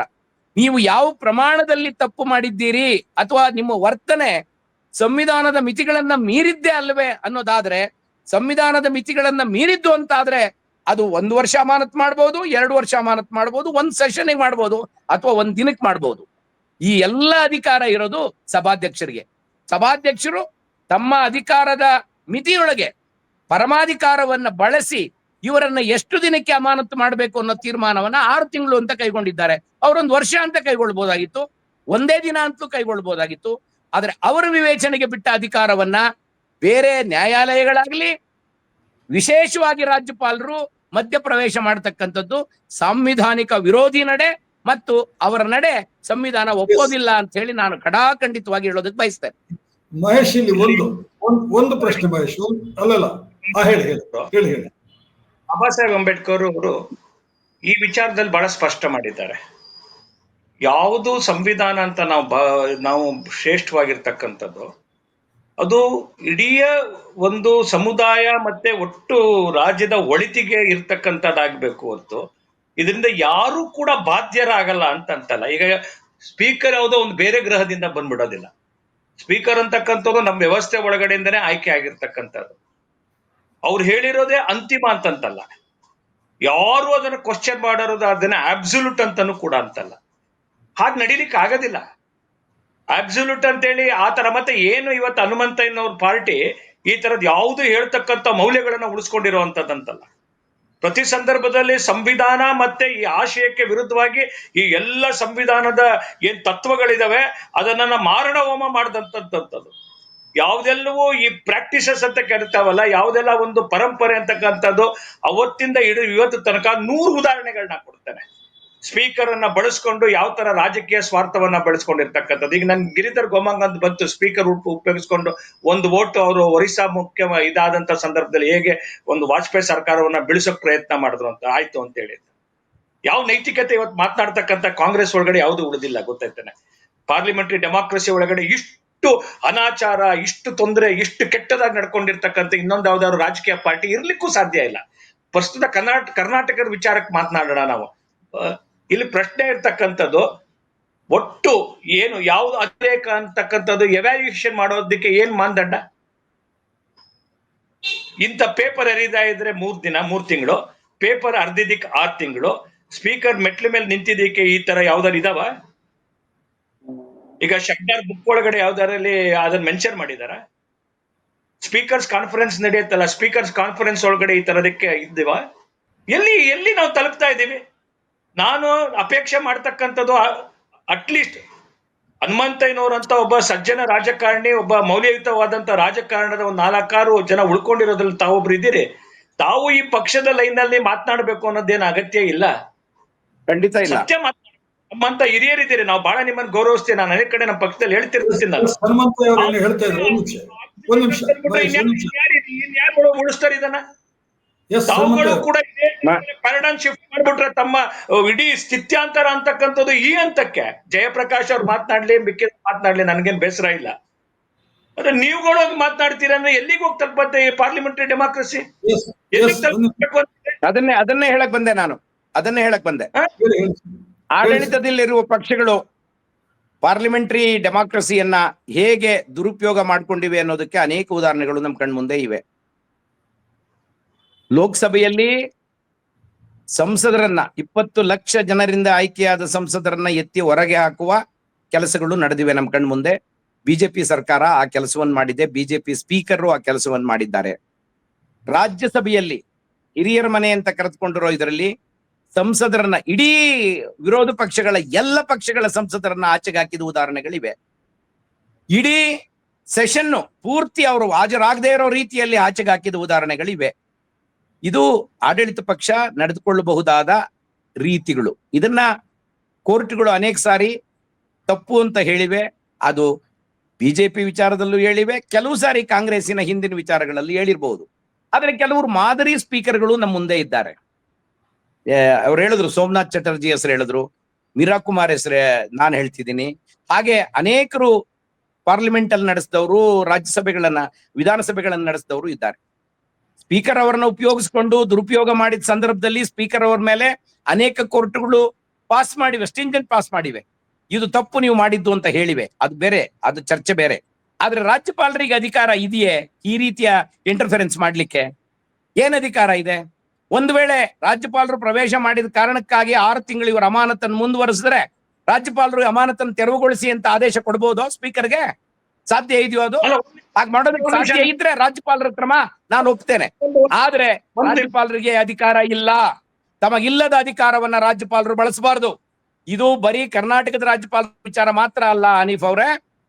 ತಮಿಳುನಾಡಿನ ರಾಜ್ಯಪಾಲರು ಎಲ್ಲ ಕುಲಪತಿಗಳನ್ನ ಮೀಟಿಂಗ್ ಕರೆದು, ಕುಲಪತಿಗಳು ರಾಜ್ಯ ಸರ್ಕಾರದ ಆದೇಶವೋ ಇನ್ನೊಂದು ಹಾಜರಾಗದೆ ಇರ್ತಕ್ಕಂಥ ಗೈರು ಹಾಜರಿಯನ್ನು ನೋಡಿದ್ರೆ ಅದು ರಾಜ್ಯಪಾಲರಿಗೆ ಅವರೇ ಮಾಡಿಕೊಂಡ ಇಂಥ ಅವಮಾನಗಳಿಗೆ ರಾಜ್ಯಪಾಲರು ಗುರಿ ಆಗಬಾರದು. ಇದು ಸಂವಿಧಾನಬದ್ಧವಾದ ಅಧಿಕಾರ. ಈ ಸಂವಿಧಾನಬದ್ಧವಾದ ಅಧಿಕಾರವನ್ನ ತಾವೇ ದುರುಪಯೋಗ ಮಾಡಿಕೊಂಡು ತಾವೇ ಅವಮಾನಕ್ಕೀಡಾಗ್ತಕ್ಕಂಥದ್ದು ಉಚಿತವಾದದ್ದಲ್ಲ ಮತ್ತು ಸಂವಿಧಾನ ವಿರೋಧಿ ಕ್ರಮ. ಈ ಸಂವಿಧಾನ ವಿರೋಧಿ ಕ್ರಮವನ್ನ ಇರೋದ್ರಲ್ಲಿ ಅತ್ಯಂತ ಸಜ್ಜನರಾದಂತ ತಾವರ್ ಚಂದ್ ಗೆಹ್ಲೋಟ್ ಅವ್ರ ಬಗ್ಗೆ ನನಗೆ ಅವರು ವೈಯಕ್ತಿಕವಾಗಿ ಗೊತ್ತಿರೋರು. ಬಹಳ ಸಜ್ಜನ ರಾಜಕಾರಣಿ, ರಾಜ್ಯಸಭೆಯ ನಾಯಕರಾಗಿದ್ದವರು, ಅವರು ಮಂತ್ರಿ ಆಗಿದ್ದಾಗ. ಅಂತವರು ಈ ರೀತಿಯ ಕ್ರಮಕ್ಕೆ ಈಡಾಗಿರುವುದು ಕರ್ನಾಟಕದ ಬಿಜೆಪಿ ಪಕ್ಷದ ಕೈಗೊಂಬೆಯಂತೆ ಅವರು ಆಡ್ತಿರೋದು ಅವರ ಘನತೆಯ ದೃಷ್ಟಿಯಿಂದ ಮತ್ತು ಸಾಂವಿಧಾನಿಕ ದೃಷ್ಟಿಯಿಂದ ಒಳ್ಳೆಯ ಕ್ರಮ ಅಲ್ಲ ಅನ್ನೋದನ್ನ ನಾನು ಮತ್ತೆ ಮತ್ತೆ ಪುನರುಚ್ಚರಿಸಿ ಹೇಳ್ತಿದ್ದೇನೆ. ಇದರಲ್ಲಿ ಪಕ್ಷದ ಪರವಾಗಿ ಮಾತನಾಡೋ ಪ್ರಶ್ನೆ ಬರೋದೇ ಇಲ್ಲ. ನಾನು ಕಾಂಗ್ರೆಸ್ ಪಕ್ಷದ ಪರ ಇದ್ದೀನಿ ಅಂತ ಈ ಮಾತನ್ನು ಹೇಳ್ತಿಲ್ಲ. ಸಂವಿಧಾನದ ಘನತೆಯನ್ನ ಎತ್ತಿ ಹಿಡಿಯುವ ದೃಷ್ಟಿಯಿಂದ ಈ ಮಾತನ್ನು ಹೇಳ್ತಿದ್ದೀನಿ. ಅದು ನಮ್ಮೆಲ್ಲರ ಗಮನಕ್ಕೆ, ಸಾರ್ವಜನಿಕರ ಗಮನದಲ್ಲಿ ಇರಬೇಕು. ಈ ರಾಜ್ಯಪಾಲರುಗಳ ಬಗ್ಗೆ ಸುಪ್ರೀಂ ಕೋರ್ಟ್ ಏನ್ ಹೇಳಿದೆ? 16 ವರ್ಷಗಳ ಕಾಲ, ತಿಂಗಳುಗಳ ಕಾಲ ರಾಜ್ಯ ವಿಧಾನಸಭೆಗಳು ಮಾಡಿದ ಕಾನೂನುಗಳನ್ನ ತಡೆದು ಹಿಡಿದುಕೊಂಡಿರುವ ಕೆಲಸವನ್ನ ನೀವು ಮಾಡಬಾರದು ಅಂತೇಳಿ ಸುಪ್ರೀಂ ಕೋರ್ಟ್ ಹಾಕಿರುವ ಛೀಮಾರಿ ನಮ್ಮ ಸಂವಿಧಾನಕ್ಕೆ ಘನತೆ ತರುವ ವಿಚಾರವೇ? ನಮ್ಮ ರಾಜ್ಯಪಾಲರ ಹುದ್ದೆಗೆ ಘನತೆ ತರುವ ವಿಚಾರವೇ? ಅಂತ ಕೆಲಸವನ್ನ ಈ ರೀತಿಯ ಸಭಾಧ್ಯಕ್ಷರ ಅಧಿಕಾರದ ವ್ಯಾಪ್ತಿಯ ಒಳಗಡೆ ಪ್ರವೇಶ ಮಾಡೋದು ಖಂಡಿತ ಒಳ್ಳೆಯದಲ್ಲ, ಪ್ರಜಾಪ್ರಭುತ್ವ ದೃಷ್ಟಿಯಿಂದ ಒಳ್ಳೆಯದಲ್ಲ ಅನ್ನೋದನ್ನ ಹೇಳ್ತಿದ್ದೇನೆ. ಒಂದು ಹಿರಿಯರಾದಂತ ಸನ್ಮಾನ್ಯ ಹನುಮಂತಯ್ಯನವ್ರು ಮಾತನಾಡೋದ್ರದ್ದು ನಾನು ಒಪ್ಪೋದಿಲ್ಲ. ಇಡೀ ಒಂದು ಸರ್ಕಾರವನ್ನ ಅಸ್ತಿತ್ವವನ್ನ ತರ್ತಕ್ಕಂಥ ರಾಜ್ಯಪಾಲರೇ ಇಡೀ 2 ಸದನದ ಮುಖ್ಯಸ್ಥರು, ಸದನದ ಒಟ್ಟು ಚಾಲನೆಯನ್ನ ಕೊಡ್ತಕ್ಕಂಥದ್ದು ರಾಜ್ಯಪಾಲರು. ಇವ್ರು ಬರೆದುಕೊಟ್ಟಂತ ಭಾಷಣವನ್ನ ಓದ್ಬೇಕಾದಂತ ಸಂದರ್ಭದಲ್ಲಿ ರಾಜ್ಯಪಾಲರು ಇದು ನನ್ನ ಸರ್ಕಾರ ನನ್ನ ಸರ್ಕಾರ ನನ್ನ ಸರ್ಕಾರ ಅಂತಾನೆ ಓದುವಂತ. ನನ್ನ ಸರ್ಕಾರದ ಒಳಗಡೆ ಏನೇ ಅಚಾತುರ್ಯ ಏನೇ ತಪ್ಪು ಮೇಲೆ ಕೆಳಗೆ ಆದಂತ ಸಂದರ್ಭದಲ್ಲಿ ನನ್ನ ಸರ್ಕಾರ ಅಂತ ಹೇಳ್ತಕ್ಕಂತ ರಾಜ್ಯಪಾಲರಿಗೆ ಎಲ್ಲಾ ತರದ ಅಧಿಕಾರವನ್ನ ಅಡ್ವೇ ಮಾಡ್ಲಿಕ್ಕಿದೆ. ಯಾರು ಕಾನ್ಸ್ಟಿಟ್ಯೂಷನ್ ಅಥಾರಿಟಿ? ಈ ಸರ್ಕಾರವನ್ನ ಕಾನ್ಸ್ಟಿಟ್ಯೂಟ್ ಮಾಡ್ಬೇಕಾದ್ರೆ ನಮ್ದು ಬಹುಮತ ಇದೆ ಅಂತ ತಗೊಂಡೋಗಿ ನಾವು ಕೊಡೋದು ಯಾರಿಗೆ? ರಾಜ್ಯಪಾಲರಿಗೆ. ರಾಜ್ಯಪಾಲರು ಕರೆದ ಮೇಲೆ ಸರ್ಕಾರ ರಚನೆ ಆಗತ್ತೆ. ಓದ್ ಕೊಡೋದು ಯಾರು? ರಾಜ್ಯಪಾಲರು. ಪ್ರತಿಯೊಂದು ಸರ್ಕಾರದ ಶಾಸಕಾಂಗದ ಬಿಲ್ ಅನ್ನು ಒಪ್ಕೊಳ್ಳುವಂಥದ್ದು ಯಾರು? ರಾಜ್ಯಪಾಲರು. ಎಲ್ಲವೂ ರಾಜ್ಯಪಾಲರು. ಒಂದು ಸರ್ಕಾರದ ತಪ್ಪು ಒಪ್ಪುಗಳನ್ನ ಸರಿ ತಪ್ಪುಗಳನ್ನ ಹೇಳತಕ್ಕಂತ ಈ ಒಟ್ಟು ನಮ್ಮ ಈ ಪಾರ್ಲಿಮೆಂಟರಿ ಡೆಮಾಕ್ರಸಿ ಒಳಗಡೆ ಒಂದು ಸಾಮರಸ್ಯ ಮತ್ತೆ ಒಂದು ಒಟ್ಟಿಗೆ ತೆಗೆದುಕೊಂಡು ಹೋಗ್ಬೇಕು ಅಂತೇಳಿ ಈ ತರ ಒಂದು ಕುಶನಿಂಗ್ ವ್ಯವಸ್ಥೆ ಇದ್ದಂಥದ್ದು. ಇದಮಿತ್ತಮ್ ಅಂತ ಎಲ್ಲೂ ಹೇಳಿಲ್ಲ. ಅದು ಇದೇ ಫೈನಲ್ ಅಂತ ಎಲ್ಲೂ ಹೇಳೇ ಇಲ್ಲ. ಎಲ್ಲಿ ಹೇಳಿದೆ ಇದಮಿತ್ತಮ್ ಅಂತ? ಇದೇ ಫೈನಲ್, ಇವ್ರೇ ಮುಗ್ದೋಯ್ತು, ಇವ್ರು ಹೇಳಿದ್ಮೇಲೆ ಇನ್ಯಾವುದು ಸಾಧ್ಯನೇ ಇಲ್ಲ ಅಂತ ಆತರ ಎಲ್ಲೂ ಹೇಳಿಲ್ಲ. ಮತ್ತೆ ಅವರು ಮಾತನಾಡ್ತಾ ಹೇಳಿದ್ರು ಸುಪ್ರೀಂ ಕೋರ್ಟ್ ಇವತ್ತು ಹೇಳ್ತಕ್ಕಂಥದ್ದು, ಇವತ್ತಿನ ಜುಡಿಷಿಯಲ್ ಆಕ್ಟಿವಿಸಮಿನ ಏನು ಒಂದು ಪರಾಮರ್ಶೆ ಆಗ್ರೆ ಇಡೀ ದೇಶ ಸುಪ್ರೀಂ ಕೋರ್ಟ್ಗೆ ಕೊಟ್ಬಿಡೋಣ. ಶಾಸಕಾಂಗ ಇರೋದು ಯಾಕಾಗ್ರೆ? ಪ್ರತಿಯೊಂದನ್ನು ಸುಪ್ರೀಂ ಕೋರ್ಟ್ ತೀರ್ಮಾನ ಮಾಡೋದಾಗ್ಬಿಟ್ರೆ ಶಾಸಕಾಂಗ ಇರೋದೇನಕ್ಕೆ? ಶಾಸಕಾಂಗದ ತೀರ್ಮಾನವನ್ನ ರಾಜ್ಯಪಾಲರು ಗೌರವಿಸ್ಬೇಕಲ್ಲ. ಯಾವುದು ತೀರ್ಮಾನ ಮಾಡಿ ಶಾಸಕಾಂಗದ ತೀರ್ಮಾನಗಳನ್ನ ಕಾನೂನುಗಳನ್ನ 6 ಕೋಟಿ ಜನರಿಂದ ಆಯ್ಕೆಯಾದ ಶಾಸಕರು ಮಾಡಿದ ಕಾನೂನುಗಳನ್ನ ಒಬ್ಬ ರಾಜ್ಯಪಾಲ ತಡೆ ಹಿಡಿಯುವುದಾದ್ರೆ ಅದು ಯಾವ ನ್ಯಾಯ ಅಂತ? ಅಲ್ಲ, ಒಂದ್ ನಿಮಿಷ. ತಡೆ ಹಿಡಿಯುವುದಾದ್ರೆ ಯಾವ ನ್ಯಾಯ? ರಾಷ್ಟ್ರಪತಿ ಅವ್ರಿಗೆ ಕಳಿಸ್ಲಿ, ದೇರ್ ಇಸ್ ಎ ಮೀನಿಂಗ್. ರಾಷ್ಟ್ರಪತಿ ಅವ್ರಿಗೆ ಕಳಿಸ್ಲಿ. ಆದ್ರೆ ತಾನೇ ಹಿಡಿದಿಟ್ಕೊಳ್ಳೋದು, ವರ್ಷಾನ್ಗಟ್ಲೆ ಇಟ್ಕೊಳ್ಳೋದು ಪ್ರಜಾಪ್ರಭುತ್ವ ದೃಷ್ಟಿಯಿಂದ ಒಳ್ಳೆಯದೇ. ಇವತ್ತು ಬಿಜೆಪಿ ಅಧಿಕಾರದಲ್ಲಿ ಇರಬಹುದು, ನಾಳೆ ಕಾಂಗ್ರೆಸ್ ಇರಬಹುದು, DMK ಇರಬಹುದು, ಬೇರೆ ವಿಚಾರ. ಆದ್ರೆ ಸಾಂವಿಧಾನಿಕ ಪರಂಪರೆಯನ್ನ ಮತ್ತು ಸಂವಿಧಾನ ಕಾನೂನುಗಳನ್ನ ನಾವು ಉಲ್ಲಂಘಿಸಬಾರ್ದಲ್ಲ. ಜಯಪ್ರಕಾಶ್, ನಾನು ಹೇಳ್ತೀನಿ, ಸುಪ್ರೀಂ ಕೋರ್ಟ್ ರಾಷ್ಟ್ರಪತಿಯಿಂದ ನೇಮಕ ಆಗ್ತಕ್ಕಂಥದ್ದು. ರಾಷ್ಟ್ರಪತಿಗಳು ನೀವು ನಾನು ಹೇಳ್ದಂಗೆ ಕೇಳ್ಬೇಕು ಅಂತ ಸುಪ್ರೀಂ ಕೋರ್ಟ್ ಹೇಳ್ತು ಅಂತಂದ್ರೆ ಎಲ್ಲಿಗೋಗಿ ನಿಂತ್ಕೊಳತ್ತೆ ಈ ತರ? ಸುಪ್ರೀಂ ಕೋರ್ಟ್ ರಾಷ್ಟ್ರಪತಿಗಳು ನಾವ್ ಹೇಳ್ದಂಗೆ ಕೇಳಿ ಅಂತ ಹೇಳಿಲ್ಲ. ರಾಜ್ಯಪಾಲರನ್ನ ಬಳಸ್ಕೊಂಡ್ಬಿಟ್ಟು 356ನೇ ವಿಧಿವನ್ನ 98 ಸತಿ ರಾಷ್ಟ್ರದೊಳಗಡೆ ನೀವು ತಂದಿದ್ದೀರಿ. ಒಂದಲ್ಲ ಎರಡಲ್ಲ. 356 ಆರ್ಟಿಕಲ್ ಅನ್ನ ಕರ್ನಾಟಕದಲ್ಲಿ ಬೊಮ್ಮಾಯಿ ಸರ್ಕಾರದ ಡಿಸಿಷನ್ ಬರ್ತಕ್ಕಂಥ ಫ್ಲೋರ್ ಒಳಗಡೆ ಆಗ್ಬೇಕು ಅಂತ ಅದಕ್ಕೆ ಕೊಡುಗೆ ಕೂಡ ನೀವೇನೆ. ಅವತ್ ನಾವೆಲ್ಲ ಸುಪ್ರೀಂ ಕೋರ್ಟ್ ಹೇಳಿದೆ ಬಿಡಿ. ಸುಪ್ರೀಂ ಕೋರ್ಟ್ ಅದಕ್ಕೆ ಸರಿಯಾದ ತೀರ್ಪನ್ನ ಕೊಟ್ಟಿದೆ. ಆ ವೇಳೆ ಮುಗಿದಿದೆ. ಆ ಚರ್ಚೆ ಈಗ ಐ ಥಿಂಕ್ ಅಪ್ರಸ್ತುತ. ಕಾಂಗ್ರೆಸ್ಗೆ ಅನುಕೂಲ ಆಗುತ್ತೆ ರಾಜ್ಯಭವನ ಓಕೆ, ಕಾಂಗ್ರೆಸ್ಸಿಗೆ ಅನುಕೂಲ ಆಗತ್ತೆ ಅಂದ್ರೆ ರಾಷ್ಟ್ರಪತಿ ಭವನ ಓಕೆ, ಕಾಂಗ್ರೆಸ್ಸಿಗೆ ಅನುಕೂಲ ಆಗುತ್ತೆ ಅಂದ್ರೆ ಚುನಾವಣಾ ಆಯೋಗ ಓಕೆ. ಕಾಂಗ್ರೆಸ್ಸಿಗೆ ಯಾವುದು ಸರಿ ಯಾವುದು ಸಾಂವಿಧಾನಿಕ ಸಂಸ್ಥೆಗಳಿದ್ದಾವೆ ಎಲ್ಲ ಸಂಸ್ಥೆಗಳನ್ನ ಈಗ ಬಳಸ್ತಿರೋರು ಬಿಜೆಪಿ ಅವರಲ್ವಾ ಮಹೇಶ್ ಅವರೇ? ಈ ಎಲ್ಲ ಸಂಸ್ಥೆಗಳನ್ನ ಡಿಸ್ಟೆಬಿಲೈಸೇಷನ್ ಮಾಡ್ತಿರೋರು ಇವತ್ತು ಬಿಜೆಪಿ ಅವ್ರು ತಾನೆ. ನೀವು ಕಾಂಗ್ರೆಸ್ಸಿನ ಮೇಲೆ ಆರೋಪ ಮಾಡ್ತಿದ್ದೀರಿ, ಆದ್ರೆ ಇವತ್ತು ಮಾಡ್ತಿರೋರು ಯಾರು? ಯಾವ ಅರ್ಥದಲ್ಲಿ ಬಿಜೆಪಿ ಒಂದು ಪಕ್ಷವಾಗಿ ಇವತ್ತು ಮಾಡ್ತಿದೆಯಲ್ಲ. ಎಲ್ಲ ಸಂಸ್ಥೆಗಳು, ನೀವು ಹೇಳಿದ ಎಲ್ಲ ಸಂಸ್ಥೆಗಳು. ಒಂದ್ ನಿಮಿಷ ಲೆಟ್ ಮಿ ಕಂಪ್ಲೀಟ್. ಬೆಳಗಾಂ ಅಧಿವೇಶನದೊಳಗಡೆ ಸಿಟಿ ರವಿ ಕೇಸ್ ಒಳಗಡೆ ಪೊಲೀಸರನ್ನ ಒಳಗಡೆ ಬಂದು ಗೂಂಡಾ ವರ್ತನೆ ಆಯ್ತು. ಸ್ಪೀಕರಿನ ವರ್ತನೆ ಬಗ್ಗೆ ನೀವು ಸೆಲೆಕ್ಟಿವ್ ಅಲ್ವಾ? ಕೆಲವೊಂದು ಯಡಿಯೂರಪ್ಪನವ್ರ ಕಾಲದಲ್ಲಿ ಬಿದ್ರಿ ಅವರೇ ವಿಧಾನಸಭೆ ಒಳಗಡೆ ಪ್ರವೇಶ ಮಾಡಿದ್ದಾರೆ. ಯಡಿಯೂರಪ್ಪನವ್ರ ಕಾಲದಲ್ಲಿ ಬಿದ್ರಿ ವಿಧಾನಸಭೆ ಒಳಗಡೆ ಪ್ರವೇಶ ಮಾಡಿದ್ದಾರೆ. Which is totally anti democratic. ಅದು ಹನುಮಂತ ಒಂದ್ ನಿಮಿಷ ನಾನು ಬಂಜಗೆರೆ ಅವ್ರ ಹತ್ರ ಬರ್ತೀನಿ. ಹಿಂದಕ್ಕೆ ಹೋದ್ರೆ 1000 ಕೇಸ್ಗಳಿವೆ. ಒಂದ್ ನಿಮಿಷ. ಈಗ ರಾಷ್ಟ್ರಪತಿಗಳದ್ದು ಅಧಿಕಾರಕ್ಕೆ ಸಂಬಂಧಿಸಿ ಕೂಡ ನಮ್ಮ ರಾಜ್ಯಸಭೆಯ ಅಧ್ಯಕ್ಷರಾಗಿರುವಂತಹ ಉಪರಾಷ್ಟ್ರಪತಿ ಧನ್ಕರ್ ಅವರು ಕೂಡ ಇತ್ತೀಚೆಗೆ ಪ್ರಶ್ನೆಯನ್ನು ಎತ್ತಿದ್ದಾರೆ. ಅದು ಬೇರೆ ಬಹಳ ದೊಡ್ಡ ಚರ್ಚೆ ಆಗುತ್ತೆ. ಅದನ್ನ ನಾವು ಮುಟ್ಲಿಕ್ಕೆ ಹೋಗೋದು ಬೇಡ. ಯಾಕಂತ ಹೇಳಿದ್ರೆ ಆರ್ಟಿಕಲ್ 142 ಸಂಬಂಧಿಸಿ ಧನ್ಕರ್ ಅವರು ಅದು ಪ್ರಜಾಸತ್ತೆಯ ಮೇಲೆ ಕ್ಷಿಪಣಿ ಹಾರಿಸ್ತಾ ಇದ್ದಾರೆ ಜುಡಿಷಿಯರಿ ಅನ್ನುವಂತ ಮಾತನ್ನ ಹೇಳಿದ್ರು. ಅದ್ರ ಬಗ್ಗೆ ಇನ್ನೊಂದು ಚರ್ಚೆ ಇನ್ನೊಂದು ಪಾತಳಿನಲ್ಲಿ ನಡೀತಾ ಇದೆ. ಅದು ಯಾಕಂತ ಹೇಳಿದ್ರೆ 142 ಅಂಡರ್ನಲ್ಲಿ ರಾಷ್ಟ್ರಪತಿಯವರ ಕ್ರಮವನ್ನು ಕೂಡ ಪ್ರಶ್ನಿಸಿ ನ್ಯಾಯಾಲಯಕ್ಕೆ ಅರ್ಜಿ ಸಲ್ಲಿಸಬಹುದು ಅನ್ನೋದು ಬಹಳ ಸ್ಪಷ್ಟವಾಗಿದೆ. ಅದು ಬಿಟ್ಬಿಡೋಣ ನಾವು ಕರ್ನಾಟಕಕ್ಕೆ ಬರೋಣ. ಈಗ ಬೆಳಗಾವಿ ಅಧಿವೇಶನದ ಬಗ್ಗೆನೂ ಕೂಡ ಹೇಳಿದ್ರು ಮಹೇಶ್ ಅವರು. ಬಂಜಿಗರು ಈಗ ಒಂದು ಏನು ಅಂತ ಹೇಳಿದ್ರೆ, ಸ್ಪೀಕರ್ ಅವರಿಗೆ ಒಂದು ಮನವಿ ಕೊಟ್ಟರು ಇವರು ಶಾಸಕರು, ಯಾರಿಗೆ ಖಾದರ್ ಅವರಿಗೆ ಹೋಗ್ಬಿಟ್ಟು ಅವರೇನು ಹೇಳಿದ್ರು, ಆಯ್ತು ಪ್ರೊಸೀಜರ್ ಪ್ರಕಾರ ನಾನು ಕಾನೂನು ಸಂಸದೀಯ ಸಚಿವರ ಜೊತೆ ಮಾತಾಡ್ತೀನಿ ಅಂತ ಹೇಳಿದ್ರು. ಅವರು ಮಾತಾಡಿದ್ರೆ ಅದಕ್ಕೆ ಸಂಬಂಧಿಸಿ ಅವಕಾಶ ಇರುವುದು ಏನು ಅಂತ ಹೇಳಿದ್ರೆ, ಮುಂದಿನ ಅಧಿವೇಶನದಲ್ಲಿ ಹೇಗೆ ಹಿಂದಿನ ಅಧಿವೇಶನದಲ್ಲಿ ಕಾನೂನು ಸಚಿವರಾದಂತಹ HK ಪಾಟೀಲ್ ಅವರು ಒಂದು ನಡವಳಿಯನ್ನ ಮಂಡಿಸಿ ಇವರನ್ನು ಅಮಾನತು ಮಾಡುವಂತಹ ಒಂದು ನಿರ್ಣಯವನ್ನ ಮಂಡಿಸಿ, ಪ್ರಸ್ತಾವನೆಯನ್ನ ಮಂಡಿಸಿ, ಹೇಗೆ ಅದು ಸದನ ಅಂಗೀಕಾರ ಮಾಡ್ತಾ, ಅದೇ ರೀತಿ ಇನ್ನೊಂದು ನಡಾವಳಿಯನ್ನ ಪ್ರಸ್ತಾವನೆಯನ್ನ ಅವರು ಮಂಡಿಸಬೇಕಾಗುತ್ತೆ ಕಾನೂನು ಸಚಿವರು. ಅಲ್ಲಿವರೆಗೆ ಕಾಯ್ಬೇಕಾಗಿತ್ತು ಬಿಜೆಪಿ ಶಾಸಕರು ಅಲ್ವಾ? ಅದರ ನಡುವೆ ರಾಜ್ಯಪಾಲರನ್ನು ಹೇಳಕ್ ತರುವಂತ ಒಂದು ಅಗತ್ಯ ಇತ್ತ ಇಲ್ಲಿ ಜಯಪ್ರಕಾಶ್? ಇದು ರಾಜ್ಯಪಾಲರ ಕಚೇರಿಯ ದುರುಪಯೋಗ. ರಾಜ್ಯಪಾಲರ ಕಚೇರಿಯನ್ನ ದುರುಪಯೋಗ ಮಾಡ್ಕೊಳ್ತಾ ಇದ್ದಾರೆ. ಕಾರಣ ಏನು ಅಂತ ಹೇಳಿದ್ರೆ, ಈಗ ಮಹೇಶ್ ಅವರು ಯಾವ ರೀತಿಯಲ್ಲಿ ಸಭಾಧ್ಯಕ್ಷರನ್ನ ಕಾಂಗ್ರೆಸ್ ಪಕ್ಷದವರು ಅಂತ ದೂರ್ತಾ ಇದ್ದಾರೋ, ಈಗ ಯಾರಾದ್ರೂ ರಾಜಕಾರಣಿಗಳು ಅಥವಾ ಹೊರಗಡೆ ಇರೋರು ಹೇಳ್ಬೋದು ಸಹಜವಾಗಿ ರಾಜ್ಯಪಾಲರು ಬಿಜೆಪಿಯಿಂದ ಬಂದಿರೋರಾದ್ರಿಂದ ತಮ್ಮ ಪರವಾದ ನಿಲುವಿಗೆ, ತಮ್ಮ ಪರವಾಗಿರುವ ಕ್ರಮಕ್ಕೆ ಮುಂದಾಗ್ತಾರೆ ಅನ್ನೋ ಆಸೆಯಿಂದ ಈ ಶಾಸಕರಲ್ಲಿ ಹೋಗಿದ್ದಾರೆ. ಅದ್ರ ಬದಲು ಅವ್ರು ಏನು ಸಭಾಧ್ಯಕ್ಷರಿಗೆ ಮನವಿ ಮಾಡಿದ್ರು ಅದು ಸೂಕ್ತವಾದ್ದಾಗಿತ್ತು. ಅದು ಮಾಡೋದಕ್ಕೆ ಅವ್ರಿಗೆಲ್ಲ ಹಕ್ಕಿದೆ. ಮತ್ತೆ ಇದರ ಮೇಲೆ ಸಭಾಧ್ಯಕ್ಷರು ಅವ್ರಿಗೆ ಇನ್ನೊಂದು ಸಲ ಒಂದು ಎಚ್ಚರಿಕೆಯನ್ನ ನೀಡಿಯೋ, ತಿಳುವಳಿಕೆಯನ್ನು ನೀಡಿಯೋ, ಅವರು ನೀಡಿರುವ ಅಮಾನತಾಜ್ಞೆಯನ್ನು ಹಿಂಪಡೆಯೋದಕ್ಕೆ ನೀವೇ ಹೇಳಿರೋ ರೀತಿಯಲ್ಲಿ ಸದನದಲ್ಲಿ ಅದಕ್ಕೆ ಅದರದೇ ಆಗಿರುವಂತಹ ಕ್ರಮಗಳಿದೆ.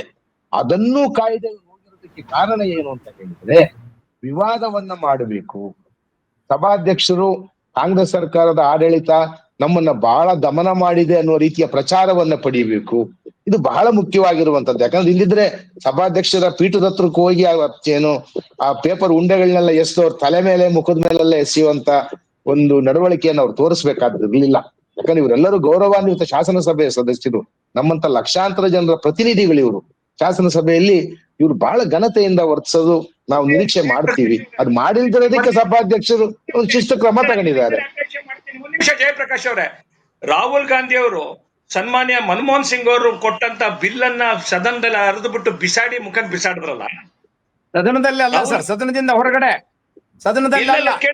ಕರೆಕ್ಷನ್ ಸಬ್ಜೆಕ್ಟ್ ಯಾವ್ದೇ ಇರ್ಲಿ, ಒಂದು ಮೌಲ್ಯದ ಬಗ್ಗೆ ಮಾತನಾಡ್ತಿರಲ್ಲ ನೀವು ಜಯಪ್ರಕಾಶ್ ಅವರೇ. ಹೊರಗಡೆ ಹರಿದಿದ್ದಾರೆ, ಸದನದ ಒಳಗಡೆ ಅಲ್ಲ.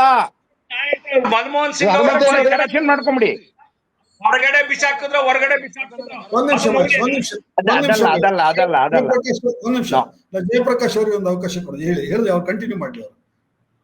ಈಗ ಆದ್ರಿಂದ ಈಗ ರಾಜ್ಯಪಾಲರು ತಮ್ಮ ಪರವಾಗಿರುವಂತಹ ನಿಲುವನ್ನ ತಳೀಲಿ ಮತ್ತು ಸಭಾಧ್ಯಕ್ಷರಿಗೆ ಒಂದು ಸೂಚನೆಯನ್ನ ಕೊಡ್ಲಿ ಅಂತ ಇವ್ರು ನಿರೀಕ್ಷಿಸಿದ್ದಾರೆ.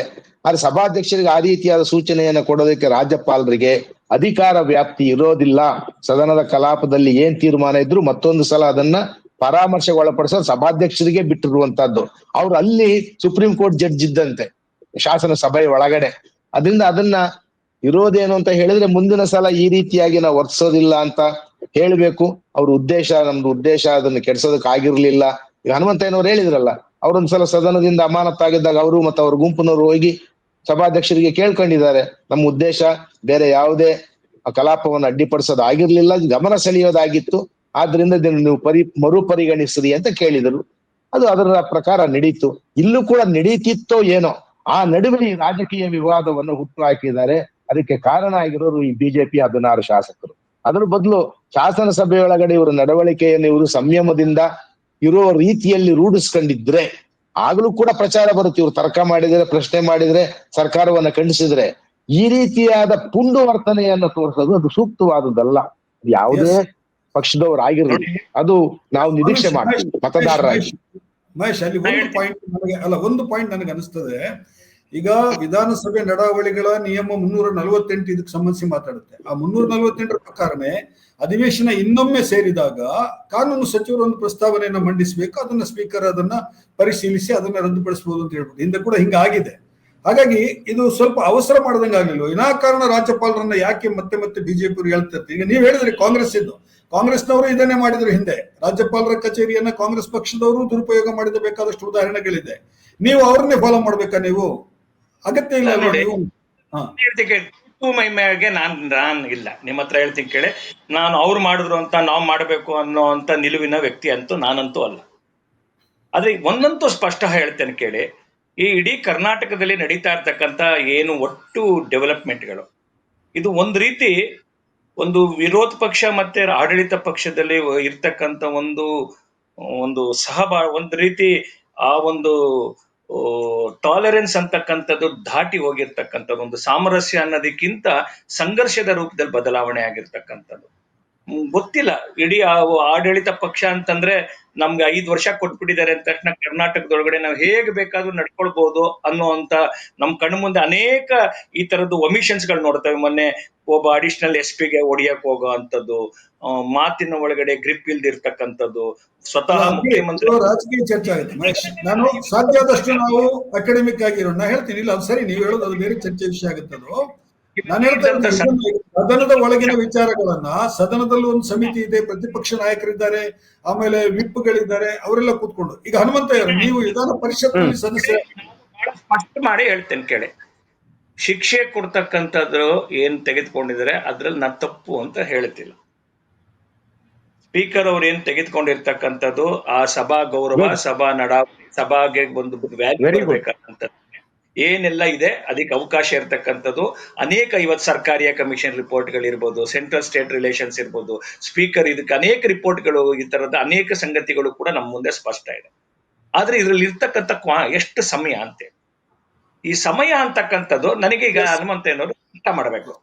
ಒಬ್ಬ ಶಾಸಕ 3 ಕಾನ್ಸಿಕ್ಯೂಟಿವ್ ಆಗಿರ್ತಕ್ಕಂಥದ್ದೆಲ್ಲ ಅಟೆಂಡ್ ಮಾಡಿಲ್ಲ ಅಂದ್ರೆ ಆತನ ಶಾಸಕತ್ವ ಇರತ್ತ? ಅಲ್ಲ, ಅದು ರದ್ದಾಗುತ್ತೆ. ಒಂದು ಪ್ರಶ್ನೆ ಹನುಮಂತಯ್ಯ, ಅದು ಅನುಮತಿ ಪಡೆಯದೆ ಹೋದ್ರೆ ರದ್ದಾಗ್ತದೆ, ಅನುಮತಿ ಪಡೆದಂತಾದ್ರೆ ರದ್ದಾಗೋದು. ಹಾಗೆ ಅಲ್ಲ ಅದೇ ರೀತಿಯಲ್ಲಿ ಅಮಾನತಿನಲ್ಲಿದ್ರೂ ಕೂಡ ಒಂದ್ ನಿಮಿಷ ಹೇಳ್ತೀನಿ ನೋಡಿ ಮಹೇಶ್ ಅವರ, ವ್ಯಕ್ತಿ ಅವನೇನು ನಾಮಿನೇಟೆಡ್ ಅಲ್ಲ, ಈಸ್ ಎಲೆಕ್ಟೆಡ್, ಜನರಿಂದ ಆಯ್ಕೆ ಆಗಿರ್ತಕ್ಕಂಥ ಒಬ್ಬ ಜನಪ್ರತಿನಿಧಿ. ಅಮಾನತು ಮಾಡ್ತಕ್ಕಂಥದ್ದು ಏನಪ್ಪಾ ಅಂತಂದ್ರೆ ಅದು ಹೇಗೆ ಸಾಧ್ಯ ಆಗತ್ತೆ? ಯಾವ್ದು ಸಂವಿಧಾನ ಬಾಹಿರ, ಯಾವ್ದು ಆಚೆ ಆಗ್ಬಿಡ್ತದೆ, ಯಾವುದು ಆತನಿಗೆ ಅಪ್ಲೈ ಆಗ್ತದೆ? ಒಬ್ಬ ಶಾಸಕತ್ವವನ್ನೇ ಕಳ್ಕೊಳ್ಳತಕ್ಕಂಥ, ಈಗ 6 ತಿಂಗಳು ಬಂದಿಲ್ಲಪ್ಪ, 3 ಸಭೆ ಒಳಗಡೆ ಸಹಿ ಮಾಡ್ಲಿಲ್ಲಪ್ಪ, ಆ 3 ಸಹಿ ಮಾಡಿಲ್ಲ ಅಂತ ರದ್ದಾಗಲ್ಲ. ಶಾಸಕತ್ವ ರದ್ದಾಗೋದಿಲ್ಲ, ಅವರು ಅಮಾನತಿನಲ್ಲಿ ಇರ್ತಾರೆ. ಅಮಾನತಿನಲ್ಲಿರುವವರು 3 ಕನ್ಸಿಕ್ಯೂಟಿವ್ ಮೀಟಿಂಗ್ಗಳಿಗೆ ಹಾಜರಾಗದೇ ಇದ್ರೆ, ಹಾಜರಾಗೋದಕ್ಕೆ ಅವಕಾಶ ಇಲ್ಲದೆ ಇರೋದ್ರಿಂದ ಅವ್ರು ಹಾಜರಾಗ್ತಾ ಇಲ್ಲ, ಅದು ರದ್ದಾಗೋದಿಲ್ಲ ಬಿಡಿ. ಒಂದು ಹೇಳ್ತಿದ್ದಾರೆ ಮಹೇಶ್ ಅವರು ಹೇಳ್ತಿದ್ದಾರೆ, ಹನೀಫ್ ಅವರೇ, ಮಹೇಶ್ ಅವರು ಹೇಳ್ತಿದ್ದಾರೆ 6 ತಿಂಗಳ ಅಮಾನತು ಜಾಸ್ತಿ ಆಯ್ತಲ್ವೇ ಅಂತ. ಯಾವುದೇ ಪ್ರಿವಿಲೇಜ್ಗೆ ಯಾವುದಕ್ಕೂ ಬರೋದಿಲ್ಲ ಅಂತ ಅವ್ರು ಬರೆದ ಮೇಲೆ ಶಾಸಕ ಆಗಿದ್ದೆ ಅಂತ ಪ್ರಯೋಜನ ಅಲ್ಲ. ಒಂದ್ ನಿಮಿಷ ಏನೋ ಹೇಳ್ತಾ ಇದ್ದಾರೆ ಅವ್ರು, ಹನುಮಂತ, ಒಂದ್ ನಿಮಿಷ ನೋಡಿ. ಮಹೇಶ್ ಅವ್ರ ಮಾತಲ್ಲಿ ಮಹೇಶ್ ಒಂದ್ ನಿಮಿಷ, ನಿಮ್ಮ ಮಾತಲ್ಲೇ ಒಂದು ಕಾಂಟ್ರಡಿಕ್ಷನ್ ಇದೆ. ಈ ತಮ್ಗೆ ಅಮಾನತು ಮಾಡಿದಾಗ ಸ್ಪೀಕರ್ ಅವರು ನಿಮ್ಗೆ ಯಾವುದೇ ಫೆಸಿಲಿಟಿ ಕೊಡಬಾರ್ದು, ಇವ್ರು ಯಾವ ಸಭೆಗೂ ಹಾಜರಾಗಬಾರ್ದು, ಇವ್ರು ಯಾವ್ದು ಕೊಡಬಾರ್ದು ಅನ್ನೋದು ಪತ್ರ ಬರೆದಿದ್ರ, ನಿಮ್ಗೆ ಮಾಡಿದ್ರ? ಅಲ್ಲ, ಹೌದು ನನಗೆ ಮಾಡಿದ್ದಾರೆ. ಹೌದು, ಸಭೆಗೆ ಹೋಗಾಗಿಲ್ಲ, ಫೀಸ್ ನಿಮಗೆ ಎಲಿಜಿಬಿಲಿಟಿ ಇರ್ತಕ್ಕಂತ ಬತ್ತಿಗಳನ್ನ ಪಡೆಯುವಂತಿಲ್ಲ. ಇದು ಸ್ಪೀಕರ್ ಅವರ ಪರಮಾಧಿಕಾರ, ಅವರು ಹಾಗೂ ವಿಧಿಸಬಹುದು, ಅಥವಾ ನೀವು ಕಮಿಟಿ ಸಭೆಗಳಿಗೆ ಹೋಗ್ಬಹುದು ಅನ್ನುವ ರಿಲ್ಯಾಕ್ಸೇಷನ್ ಕೂಡ ಕೊಡಬಹುದು. ಇವೆಲ್ಲವೂ ಇದೆ. ಅಮಾನತಿನ ಒಳಗಡೆ ಇವೆಲ್ಲ ಷರತ್ತುಗಳು ಇವೆ. ಆ ಷರತ್ತುಗಳನ್ನ ವಿಧಿಸುವುದು ಸ್ಪೀಕರ್ ಅವರಿಗೆ ಕೊಟ್ಟಿರುವ ಪರಮಾಧಿಕಾರ. ಅದನ್ನ ಯಾವ ಕೋರ್ಟ್, ನೀನು ಕಮಿಟಿ ಮೀಟಿಂಗ್ ಅಟೆಂಡ್ ಮಾಡಬಹುದು, ನೀನು ಭತ್ಯವನ್ನು ಪಡಿಬಹುದು, ಸ್ಯಾಲರಿಯನ್ನು ಪಡಿಬಹುದು, ಅದೆಲ್ಲ ಯಾವ ಕೋರ್ಟು ಹೇಳೋದಿಲ್ಲ, ಬೇರೆಯವರು ಹೇಳೋ ಹಾಗಿಲ್ಲ. It is the prerogative of the speaker. ಅವರು ಏನು ತೀರ್ಮಾನ ತಗೊಳ್ತಾರೆ ಅದು ಅಂತಿಮವಾದದ್ದು. ಅದೇ ತೀರ್ಮಾನವನ್ನ ಸನ್ಮಾನ್ಯ ಖಾದರ್ ಅವರು ಕೂಡ ತಗೊಂಡಿದ್ದಾರೆ. ಇವತ್ತು ನನಗೆ ಅನಿಸ್ತದೆ ಖಾದರ್ ಅವರು ತಗೊಂಡಿರೋ ತೀರ್ಮಾನ ಅತಿರೇಕದ ತೀರ್ಮಾನ ಅಂತ ನನಗೇನು ಅನ್ಸೋದಿಲ್ಲ. ಇನ್ನೂ ಒಂದು ಅವಕಾಶ ಇದೆ. ಎಲ್ಲ ಶಾಸಕರು ಖಾದರ್ ಅವರಿಗೆ, ಸ್ಪೀಕರ್ ಅವರಿಗೆ, ನಮ್ಮ ನಡವಳಿಕೆ ಇಂಥ ಉದ್ದೇಶದಿಂದ ನಡೆದದ್ದು, ನಾವು ನಿಮ್ಮನ್ನು ಅವಮಾನ ಮಾಡುವ ಉದ್ದೇಶದಿಂದ ಮಾಡಿಲ್ಲ, ಗೌರವ ಕಳಿಬೇಕು ಅನ್ನೋ ಉದ್ದೇಶದಿಂದ ಮಾಡಿಲ್ಲ, ನಮ್ಮ ಅಮಾನತನ್ನು ತೆರವುಗೊಳಿಸಿ ಅಂತ ಮನವಿ ಕೊಟ್ಟರೆ ಅದನ್ನು ಕೂಡಲೇ ಪರಿಗಣಿಸುವ ಅಧಿಕಾರ ಕೂಡ ಸ್ಪೀಕರ್ ಅವ್ರಿಗಿದೆ. ಕೂಡಲೇ ಪರಿಗಣಿಸಿ ಸೆಷನ್ ನಡೀದೇ ಇದ್ರು ಕೂಡ ಈ ಕ್ಷಣದಿಂದ ಅಮಾನತನ್ನು ತೆರವುಗೊಳಿಸಿದ್ದೇನೆ, ನೀವು ನಿಮ್ಮ ಕಾರ್ಯಕಲಾಪಗಳಲ್ಲಿ ತೊಡಗಿಕೊಳ್ಳಿ ಅಂತ ಹೇಳೋದಕ್ಕೂ ಅಧಿಕಾರ ಇದೆ ಅವ್ರಿಗೆ. ಈ ಅಧಿಕಾರ ಅವ್ರಿಗೆ ಕೊಟ್ಟಿರೋದ್ರಿಂದಲೇ ಅವರು 6 ತಿಂಗಳ 6 ತಿಂಗಳ ಅವಧಿಯನ್ನ ನಿಗದಿ ಮಾಡಿದ್ದಾರೆ. ನಾನು ಆಗ್ಲೇ ಹೇಳಿದೆ, 1 ವರ್ಷ ಮಾಡ್ಬೋದಾಗಿತ್ತು, ಅವ್ರಿಗೆ ಅಧಿಕಾರ ಇದೆ. 2 ವರ್ಷ ಮಾಡ್ಬೋದು, ಅಧಿಕಾರ ಇದೆ. 2 ದಿನ ಮಾಡಬಹುದು, ಅಧಿಕಾರ ಇದೆ. ಆ ಅಧಿಕಾರದ ವ್ಯಾಪ್ತಿಯ ಒಳಗಡೆ ಶಾಸಕರು ನಡೆದುಕೊಳ್ಳಬೇಕೇ ಹೊರತು ಶಾಸಕರು ತಮಗೆ ಇಚ್ಛೆ ಬಂದಂತೆ ನಡೆದುಕೊಳ್ಳುವುದಕ್ಕೆ ಅಧಿಕಾರ ಇಲ್ಲ. ಆಮೇಲೆ ಅನವಶ್ಯಕವಾಗಿ ರಾಜ್ಯಪಾಲರನ್ನ ಈ ರಾಜಕೀಯ ವಿವಾದಕ್ಕೆ ಎಳೆದು ತರುವುದು ಅಪರಾಧ. ಅದು ಸಾಂವಿಧಾನಿಕ ವಿರೋಧಿ ಕ್ರಮ. ಅದು ರಾಜ್ಯಪಾಲರ ಹುದ್ದೆ ಬಹಳ ಗೌರವ ಇರತಕ್ಕಂಥದ್ದು. ಅದು ಇಡೀ ಪಾರ್ಲಿಮೆಂಟರಿ ವ್ಯವಸ್ಥೆಯನ್ನ ಕಾಪಾಡುವ ವ್ಯವಸ್ಥೆ. ಅದು ಕಾಪಾಡುವ ಅಧಿಕಾರದ ಹುದ್ದೆ ಇರುವ ರಾಜ್ಯಪಾಲರನ್ನ ಒಂದು ಕ್ಷುಲ್ಲಕ ರಾಜಕಾರಣಕ್ಕೆ ಎಳೆದು ತರುವುದು ಬಿಜೆಪಿ ಪಕ್ಷಕ್ಕೂ ಯೋಗ್ಯವಾದದ್ದಲ್ಲ, ಮತ್ತು ಯಾವುದೇ ರಾಜಕೀಯ ಪಕ್ಷ ಆ ಕೆಲಸವನ್ನು ಮಾಡಬಾರದು ಅಂತ ಹೇಳೋದು ನಾನು. ಎಸ್ ಮಹೇಶ್ ಏನೋ ಹೇಳ್ತಾ ಇದ್ರಿ. ಕೊಟ್ಟಂತದ್ದು ಈ ದೇಶಕ್ಕೆ ಸಂವಿಧಾನವನ್ನ ಎಲ್ಲವನ್ನ ಗಾಳಿಗೆ ತೂರ್ದಂತ ಕೊಂದಂತ ತುರ್ತು ಪರಿಸ್ಥಿತಿ ಇರೋದನ್ನೇ ಅತಿರೇಕ. ಹಿಂದಕ್ಕೆ ಹೋದ್ರೆ ಬಿಜೆಪಿ ಅವ್ರದ್ದು 1,000 ಇದೆ, ಕಾಂಗ್ರೆಸ್ನವ್ರದ್ದು 1,000 ಇದೆ. ಎರಡೂ ಪಕ್ಷಗಳು ನೀರಿದ್ದ ಅಧಿಕಾರದಲ್ಲಿ ಇದ್ದಾಗಲೂ 1,000 ಇವೆ. ನಾನು ಉದಾಹರಣೆ ಕೊಡ್ಬಂದೆ.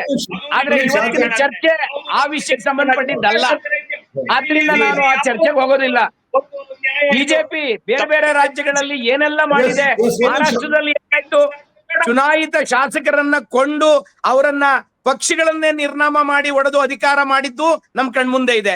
ಆ ಶಾಸಕರ ಬಗ್ಗೆ ಏನು ತೀರ್ಮಾನ ತಗೊಳ್ಳದೆ ಸ್ಪೀಕರ್ ನಡ್ಕೊಂಡಿದ್ದು ನಮ್ ಕಣ್ಮುಂದೆ ಇದೆ. ಆ ಚರ್ಚೆಗೆ ಹೋದ್ರೆ 2 ದಿನ ಬೇಕಾ ಚರ್ಚೆ ಮುಗಿಯಕ್ಕೆ. ಕರ್ನಾಟಕದ ಹೇಳಿ ಮಹೇಶ್, ಕರ್ನಾಟಕದ ಹೇಳಿ.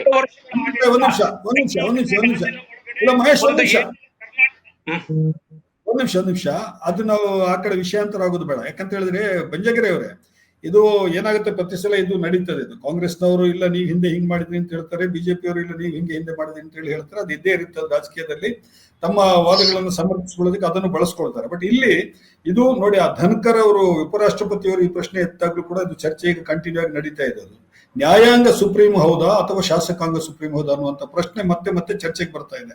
ಅದು ಲೋಕಸಭೆ ಅಲ್ಲಿ ಕೇಂದ್ರ ಮಟ್ಟದಲ್ಲೂ ಬರ್ತಾ ಇದೆ. ಅದಕ್ಕೆ ಅಲ್ಲಿ ಆರ್ಟಿಕಲ್ 142 ಸಂವಿಧಾನದ್ದು ಬಹಳ ಸ್ಪಷ್ಟವಾಗಿ ಹೇಳ್ತಾ ಇದೆ, ರಾಷ್ಟ್ರಪತಿ ಕೂಡ ಅವರ ಯಾವ್ದಾದ್ರು ಕ್ರಮಗಳನ್ನ ಅವರು ಯಾರೇ ಆದ್ರೂ ಅದನ್ನ ಇದರಲ್ಲಿ ಕೋರ್ಟ್ ನಲ್ಲಿ ಪ್ರಶ್ನಿಸಬಹುದು. ಕೋರ್ಟ್ ಅದಕ್ಕೆ ಪರಿಶೀಲಿಸುವಂತ ಅಧಿಕಾರವನ್ನು ಹೊಂದಿದೆ ಅಂತ. ಅಂದ್ರೆ ನಮ್ಮ ಸಂವಿಧಾನದಲ್ಲಿ ಒಂದು ಸೌಂದರ್ಯ ಏನು ಅಂತ ಹೇಳಿದ್ರೆ, ಈ 3 ಅಂಗಗಳಿದೆಯಲ್ಲ, ಏನು ಕಾರ್ಯಾಂಗ, ಶಾಸಕಾಂಗ ಮತ್ತು ನ್ಯಾಯಾಂಗ, ಈ 3 ಕೂಡ ತಮ್ಮದೇ ಆದಂತ ಪ್ರತ್ಯೇಕ ಪರಮಾಧಿಕಾರವನ್ನ ಹೊಂದಿದೆ. ಜೊತೆಗೆ ಅದೇ ಹೊತ್ತಿಗೆ ಎಲ್ಲೂ ಕ್ಲಾಶ್ ಆಗದಿದ್ದಂತೆ ನೋಡ್ಕೊಳ್ಳುವಂತಹ ಒಂದು ವಿಚಾರ ಕೂಡ ಸಂವಿಧಾನದಲ್ಲಿ ಇದೆ. ಅದು ಸೊ ಅನೀಫ್ ಒಂದ್ ನಿಮಿಷ. ರಾಷ್ಟ್ರಪತಿಯವರು ಸಹಿ ಮಾಡಿದ ಕಾನೂನುಗಳು ಜಾರಿ ಆದ್ಮೇಲೆ ಸುಪ್ರೀಂ ಕೋರ್ಟ್ ಅದನ್ನ ಪರಿಶೀಲನೆ ಮಾಡಿರೋದಿದೆ, ಸ್ಟ್ರಕ್ ಡೌನ್ ಮಾಡಿರೋದಿದೆ. ಅಂದ್ರೆ ಅದು ನ್ಯಾಯಾಂಗದ ಪರಮಾಧಿಕಾರ. ಆದ್ರೆ ರಾಷ್ಟ್ರಪತಿ ಮತ್ತು ನ್ಯಾಯಾಂಗದ ನಡುವೆ ಸ್ಪರ್ಧೆಯನ್ನು ಏರ್ಪಡಿಸಿ ಯಾರು ಗೆಲ್ಲಬೇಕು ಅಂತ ಹೇಳಿ ಉಪರಾಷ್ಟ್ರಪತಿಯೊಬ್ಬರು ಪ್ಲೀಡ್ ಮಾಡೋದಿದೆಯಲ್ಲ, ಅದು ನ್ಯಾಯಾಂಗ ವ್ಯವಸ್ಥೆಯನ್ನ ಕ್ಷೀಣಗೊಳಿಸುವ ಕ್ರಮ. ಅದು ಆ ನ್ಯಾಯಾಂಗ ವ್ಯವಸ್ಥೆಯನ್ನ ದುರ್ಬಲಗೊಳಿಸುವ ಕ್ರಮ. ಅದು ಅದನ್ನು ಮಾಡಬಾರದು ಅಂತ ಎಲ್ಲರೂ ಕಾಮೆಂಟ್ ಮಾಡ್ತಿದ್ದಾರೆ. ನೀವು ಏನನ್ನು ಹೇಳಲೇಬಾರದು ಅನ್ನೋದಕ್ಕೆಲ್ಲೂ ಇದಮಿತ್ತಂ ಅಂತ ಅವ್ರು ಆಗ್ಲೇ ಹೇಳಿದ್ರು. ಅದಿಲ್ಲ. ಇಲ್ಲ, ಇದರಲ್ಲಿ ಏನಂದ್ರೆ ಕೆಲವು ಮಿತಿಗಳಿವೆ. ಸಂವಿಧಾನದಲ್ಲಿ ಇದ್ರ ಬಗ್ಗೆ ಸ್ಪಷ್ಟವಾದ ನಿಲುವಿದೆ. ಶಾಸನಗಳನ್ನ ರಚಿಸುವ ಮತ್ತು ರೂಪಿಸುವುದರಲ್ಲಿ ಶಾಸಕಾಂಗ ಪಕ್ಷ ಸರ್ವೋಚ್ಚವಾದದ್ದು. ಸಂವಿಧಾನದಲ್ಲಿ ಇದ್ರ ಬಗ್ಗೆ ಸ್ಪಷ್ಟವಾದ ನಿಲುವಿದೆ. ಸ್ಪಷ್ಟವಾದ ನಿಲುವೇನೆಂದ್ರೆ, ಶಾಸನಗಳನ್ನ ರಚಿಸೋದು ಮತ್ತು ಅದನ್ನು ರೂಪಿಸೋದ್ರಲ್ಲಿ ಸರ್ವೋಚ್ಚ ಅಧಿಕಾರ ಶಾಸಕಾಂಗಕ್ಕಿದೆ. ಹನುಮಂತ ಅವರೇ, ಸ್ಪೀಕರ್ ಅವರು ಆಯ್ತು, ಅಲ್ಲಿ ಸಿಟ್ಟಿನ ಬರದಲ್ಲಿ ಸ್ಪೀಕರ್ ಅವರು ಒಂದು ಕಠಿಣವಾದಂತ ತೀರ್ಮಾನವನ್ನು ತೆಗೆದುಕೊಂಡಿದ್ದಾರೆ. ಮುಂದಿನ ಅಧಿವೇಶನದವರೆಗೆ ಕಾಯೋದ್ರ ಬದಲು ಇದು ಏನು ವಿವಿಧ ಪಕ್ಷಗಳ ನಡುವೆ ಒಂದು ಕಹಿ ಇದನ್ನ ಕ್ರಿಯೇಟ್ ಮಾಡ್ತಾ ಇದೆ ವಾತಾವರಣವನ್ನ. ಶಾಸಕರು ಕೂಡ, ಅವರಿಗೂ ಕೂಡ ಅಧಿಕಾರ ಇದೆಯಲ್ವ ಶಾಸನಬದ್ಧ. ನೀವೇ ಹೇಳಿದ್ರೆ ಅವರು ಜನರಿಂದ ಆಯ್ಕೆಯಾದಂತವರು, ಜನರಿಂದ ಆಯ್ಕೆಯಾದವರು, ಅವರ ಪರಮಾಧಿಕಾರ ಅವರಿಗೆ ಜನರು ಕೊಟ್ಟಿದ್ದಾರೆ. ಅವರಿಗೆ ಅವರು ಕಾನೂನುಗಳನ್ನು ಮಾಡಬೇಕಾಗುತ್ತೆ, ಉಪಸಮಿತಿ ಸಭೆಗಳಲ್ಲಿ ಭಾಗವಹಿಸಬೇಕಾಗುತ್ತೆ, ಸ್ಟ್ಯಾಂಡಿಂಗ್ ಕಮಿಟಿ ಸಭೆಗಳಲ್ಲಿ ಭಾಗವಹಿಸಬೇಕಾಗುತ್ತೆ, ಇವೆಲ್ಲ ಇದೆ ಅವ್ರ ಕರ್ತವ್ಯ. ಅದು ಆ ಕರ್ತವ್ಯವನ್ನ ಈಗ ಇಂಥ ಸಂದರ್ಭ ಬಂದಾಗ ಸ್ಪೀಕರ್ ಅವರು ಸ್ವಲ್ಪ ಸಹಾನುಭೂತಿಯಿಂದ ಇದನ್ನ ಪರಿಶೀಲಿಸಿ ಅವರೇ ಒಂದು ನಿರ್ಧಾರವನ್ನು ತೆಗೆದುಕೊಳ್ಬಹುದಲ್ವಾ? ಯಾಕೆ ಇನ್ನೊಂದು ಅಧಿವೇಶನ ತನಕ ಕಾಯ್ಬೇಕಾಗುತ್ತೆ? ಕೇಳಿ, ಯಾವ ಸ್ಪೀಕರ್ ಅವ್ರಿಗೂ ಶಾಸಕರನ್ನ ಅಮಾನತು ಮಾಡೋದು ಸಂತೋಷದ ವಿಚಾರ ಅಲ್ಲ, ಖುಷಿ ವಿಚಾರ ಅಲ್ಲ. ಶಾಸಕರು ಅಮಾನತ್ತಾಗುವ ರೀತಿಯಲ್ಲಿ ವರ್ತನೆ ಮಾಡಿದಾಗ, ಅದು ಮಿತಿ ಮೀರಿದಾಗ ಕ್ರಮ ತಗೊಳ್ಬೇಕಾದಂತ ಅನಿವಾರ್ಯತೆ ಅವ್ರಿಗಿರ್ತದೆ. ಆದ್ರೆ ಶಾಸನಸಭೆ ನಡಿಬೇಕು ಪೂರ್ಣ ಪ್ರಮಾಣದಲ್ಲಿ. ಈಗ ಶಾಸನಸಭೆಯ ಅಮಾನತ್ತಾದ ಶಾಸಕರು ಪರಿಣಾಮಕಾರಿಯಾಗಿ ಕಮಿಟಿ ಸಭೆಗಳಲ್ಲಿ ಭಾಗವಹಿಸುವಂತವರು ಇದ್ರೆ ಅದರ ಅನುಕೂಲ ಪಡೆಯೋದು ನಮ್ಮ ಅಧಿಕಾರಿಗಳು. ಅವರಿಗೆ ಸರಿಯಾದ ಉತ್ತರ ಕೊಡಬೇಕಾದಂತ, ಜನರ ಪ್ರಶ್ನೆಗಳನ್ನ ಉತ್ತರಿಸಬೇಕಾದಂತ ಜವಾಬ್ದಾರಿಯಿಂದ ಅವರು ಸಲೀಸಾಗಿ ನುಣುಚ್ಕೊಂಡ್ ಬಿಡ್ತಾರೆ ಮತ್ತು ಅವರು ಅಧಿಕಾರವನ್ನು ಪಡ್ಕೊಳ್ತಾರೆ. ಅದಾಗಬಾರ್ದು. ಆಡಳಿತದಲ್ಲಿ ಅಂತ ಅಧಿಕಾರ ನಮ್ಮ ಶಾಸಕರಿಗೆ ಇದೆ. ಆ ಶಾಸಕರಿಗೆ ಇರೋದ್ರಿಂದ ಸಹಾನುಭೂತಿಯಿಂದ ನೋಡೋ ಪ್ರವೃತ್ತಿ ನಮ್ಮ ಸ್ಪೀಕರ್ಗಳದ್ದು ಆಗಿದೆ. ಎಲ್ಲ ಕಾಲದಲ್ಲಿ ಸ್ಪೀಕರ್ಗಳು ಹಾಗೆ ನಡ್ಕೊಂಡಿದ್ದಾರೆ. ಅಮಾನತು ಮಾಡಿದ 3 ದಿನಕ್ಕೆ ತೆರವುಗೊಳಿಸಿದ ಉದಾಹರಣೆಗಳು ಇವೆ. ಆದರೆ ಹಾಗೆ ನಡೆದುಕೊಂಡವರು ಇದನ್ನ ತಾಳ್ಮೆಯಿಂದ ಸ್ಪೀಕರ್ ಅವರ ಬಳಿ ನಿವೇದನೆ ಮಾಡ್ಕೊಳ್ಬೇಕು. ಅದು ಅವ್ರ ಕರ್ತವ್ಯ. ಹಾಗೆ ಮಾಡ್ಕೊಂಡ್ರೆ ಮಾತ್ರ ಸ್ಪೀಕರ್ ಅವರು ಪರಿಗಣಿಸ್ತಾರೆಯೇ ಹೊರತು ನಿಮಗಿಂತಲೂ ಅಧಿಕಾರ ನನಗೆ ಜಾಸ್ತಿ ಇದೆ, ನೀವು ಸ್ಪೀಕರ್ ಆಗಿ ಸರಿಯಾಗಿ ಕೆಲಸ ಮಾಡಿಲ್ಲ, ನಿಮ್ಮ ಅಧಿಕಾರವನ್ನು ಮೀರಿದ್ದೀರಿ ಅಂತ ಹೇಳಿ ಅವ್ರ ಮೇಲೆ ಆಪಾದನೆ ಮಾಡಿದ್ರೆ ಯಾವ ಸ್ಪೀಕರ್ ಒಪ್ಪೋದಿಲ್ಲ. ಆದ್ರೆ ಅವರ ಕ್ರಮ ಸಂವಿಧಾನಬದ್ಧವಾಗಿದೆ, ಅದು ನಮಗೆ ತಿಳುವಳಿಕೆ ಇರಲಿ. ಸಂವಿಧಾನಬದ್ಧವಾಗಿರುವ ಕಾರಣದಿಂದಾಗಿ ಸ್ಪೀಕರ್ ಅವರು ಮಾನವೀಯ ದೃಷ್ಟಿಯಿಂದ ಪರಿಗಣಿಸಬೇಕೇ ಹೊರತು ಇದನ್ನ ರಾಜ್ಯಪಾಲರು ಡೈರೆಕ್ಷನ್ ಕೊಟ್ಟರು ಅನ್ನೋ ಕಾರಣಕ್ಕೆ ಮಾಡಕ್ಕಾಗೋದಿಲ್ಲ. ಅದು ಗೊತ್ತಿಲ್ಲ. ಒಂದು ಸಂಖ್ಯಾ ರಾಜಕಾರಣದ ಒಳಗಡೆ ಯಾವುದೋ ಒಂದು ರಾಜಕೀಯ ವ್ಯವಸ್ಥೆ ಒಳಗಡೆ ಅಧಿಕಾರಕ್ಕೆ ಬಂದಿರಬಹುದು.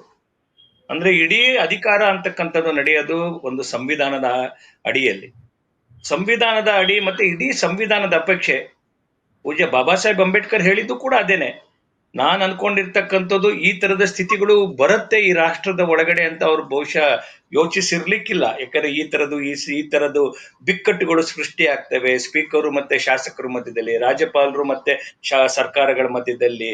ಈ ತರದ್ದು ಬಹುಶಃ ಆ ಒಂದು ಯೋಚನೆ ಮಾಡದೆ ಒಂದು ಶ್ರೇಷ್ಠವಾದಂತಹ ಆಚರಣೆ ಆಗುತ್ತೆ ಅಂತ ಭಾವಿಸಿ ಈ ಸಂವಿಧಾನವನ್ನ ರಚನೆ ಮಾಡಿದ್ರು. ಸರ್ಕಾರಗಳು ಬರ್ತವೆ, ಸರ್ಕಾರಗಳು ಹೋಗ್ತವೆ. ಆದ್ರೆ ಸಂವಿಧಾನವನ್ನ ಶ್ರೇಷ್ಠ ಅಂತಕ್ಕಂಥದ್ದು, ಮೌಲ್ಯಗಳು ಶ್ರೇಷ್ಠ ಅಂತಕ್ಕಂಥದ್ದು ಹೇಳದಂತ ಬಸವಣ್ಣನವರು ನಮ್ ಕಣ್ಮುಂದೆ ಇರುವಂತದ್ದು. ಈ ಸಂದರ್ಭದಲ್ಲಿ ಕಾಂಗ್ರೆಸ್ಸಿಗರಿಗೆ ನಾನು ಅಪೇಕ್ಷೆ ಮಾಡ್ತಕ್ಕಂಥದ್ದು ಅಟ್ಲೀಸ್ಟ್ ಒಂದ್ ಸ್ವಲ್ಪ ವಿಸ್ಡಮ್ ವಿಲ್ ಪ್ರಿವೈಲ್. ಸತ್ಯ ಅಟ್ಲೀಸ್ಟ್ ಆ ಒಂದು ಪರಿಜ್ಞಾನ ಅಂತಕ್ಕಂಥದ್ದು, ಆ ಒಂದು ಭಗವಂತ ಅವರಿಗೆ ಅವಕಾಶ ಮಾಡ್ಬೇಕು. ಅದನ್ನ ಸನ್ಮಾನ್ಯ ಸ್ಪೀಕರ್ ಅವ್ರ ಖಾದರ್ ಅವ್ರ ಹತ್ರ ಕೋರಿಕೆ ಏನಂತಂದ್ರೆ, ತಾವು ಇದನ್ನ ಏನು ಈ ಒಟ್ಟು ಘಟನೆಯನ್ನ ಪರಿಗಣಿಸ್ತಕ್ಕಂಥದ್ದು ತೆಗೆದುಕೊಂಡು ಮುಂದೆ ಕರ್ನಾಟಕದ ಒಳಗಡೆ ಒಬ್ಬ ವಿರೋಧ ಪಕ್ಷ ಮತ್ತೆ ಆಡಳಿತ ಪಕ್ಷ ಎರಡೂ ಸಹಭಾಗಿತ್ವದ ಒಂದು ಸರ್ಕಾರ ಆಗ್ಬೇಕು. ತನ್ಮೂಲಕ ಕರ್ನಾಟಕದ ಪ್ರಗತಿ ವಿಕಾಸ ಆಗ್ಲಿಕ್ಕೆ ಅವಕಾಶ ಆಗ್ಬೇಕು. ಇದಿಷ್ಟೇ ಅಪೇಕ್ಷೆ.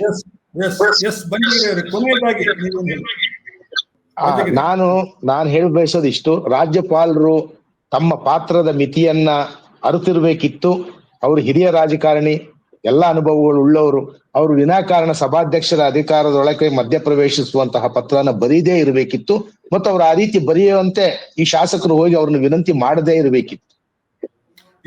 ಇದು ನಮ್ಮ ಇವತ್ತಿನ ತ್ರಿವರ್ಣ ತ್ರಿಕೋನ ಚರ್ಚೆಯ ಒಂದು ಫಲಿತಾಂಶ. ಒಂದು ಸಾಂವಿಧಾನಿಕವಾದಂತಹ ಒಂದು ವ್ಯವಸ್ಥೆ ಹೇಗೆ ಕಾರ್ಯನಿರ್ವಹಿಸ್ತದೆ ಅನ್ನೋದಕ್ಕೆ ಸಂಬಂಧಿಸಿ ಒಂದು ಗುಣಾತ್ಮಕವಾದಂತಹ ಒಂದು ಚರ್ಚೆ ಇವತ್ತು ನಡೆದಿದೆ ಅಂತ ಹೇಳಿ ನಾನು ಅನ್ಕೊಂಡಿದ್ದೀನಿ. ಸಾಮಾನ್ಯವಾಗಿ ತ್ರಿವರ್ಣ ನ್ಯೂಸ್ ನಲ್ಲಿ ನಾವು ಏನ್ ಮಾಡ್ತೀವಿ ಅಂತ ಹೇಳಿದ್ರೆ TRP ಚರ್ಚೆ, ನಮ್ಮ ಬರುವ ಅತಿಥಿಗಳು ಕೂಡ ಅದನ್ನು ಬಹಳ ಚೆನ್ನಾಗಿ ಅರ್ಥ ಮಾಡ್ಕೊಂಡಿದ್ದಾರೆ. TRP ಚರ್ಚೆಗೆ ಹೋಗಲ್ಲ ಅವರು. ಸಂವಿಧಾನಬದ್ಧವಾಗಿ ಅಂದ್ರೆ ಅಕಾಡೆಮಿಕ್ ಆದಂತಹ ಒಂದು ಚರ್ಚೆ ನಡೆಯುವಂತಹ ಒಂದು ವಾತಾವರಣ ಕೂಡ ನಮ್ಮ ಸಮಾಜದಲ್ಲಿ ಇರಬೇಕು. ಅದು ಹೆಲ್ದಿ ಡೆಮೋಕ್ರಸಿಗೆ ಬಹಳ ಮುಖ್ಯವಾದದ್ದು. 3 ಮಂದಿ, ಹನುಮಂತ ಅವರು ಇರ್ಬೋದು, ಮಹೇಶ್ ಅವರು ಇರ್ಬೋದು ಮತ್ತು ಬಂಜಗೆರೆ ಅವರು ಇರ್ಬೋದು, ಈ ಚರ್ಚೆಯಲ್ಲಿ ಬಹಳ ಮೌಲ್ಯಯುತವಾದಂತಹ ಮಾತುಗಳನ್ನು ಆಡಿದಿರಿ. ಈ ಮಾತುಗಳ ಮೂಲಕ ನಮ್ಮ ಸಮಾಜ ಸಂವಿಧಾನದ ಚೌಕಟ್ಟಿನಲ್ಲಿ ಹೇಗೆ 3 ಅಂಗಗಳು ಕೆಲಸ ಮಾಡಬೇಕು, ಅದರಲ್ಲಿ ಬರುವಂತಹ ಕಷ್ಟಗಳೇನು, ಅದರಲ್ಲಿ ಬರುವಂತಹ ತೊಂದರೆಗಳೇನು, ಮತ್ತು ಅದನ್ನು ಹೇಗೆ ವಿಸ್ಡಮ್ ಮೂಲಕ ಅದನ್ನ ಪರಿಹರಿಸಿಕೊಳ್ಬಹುದು ಅನ್ನೋದ್ರ ಒಂದು ಸೂಚನೆಯನ್ನು ಇವತ್ತಿನ ಚರ್ಚೆಯಲ್ಲಿ ನೀವೆಲ್ಲರೂ ಕೊಟ್ಟಿದ್ದೀರಾ. ನಿಮ್ಗೆಲ್ಲರಿಗೂ ಕೂಡ ತ್ರಿವರ್ಣ ನ್ಯೂಸ್ನ ಪರವಾಗಿ ನಾನು ಧನ್ಯವಾದಗಳನ್ನು ಅರ್ಪಿಸ್ತೇನೆ. ನಮಸ್ಕಾರ.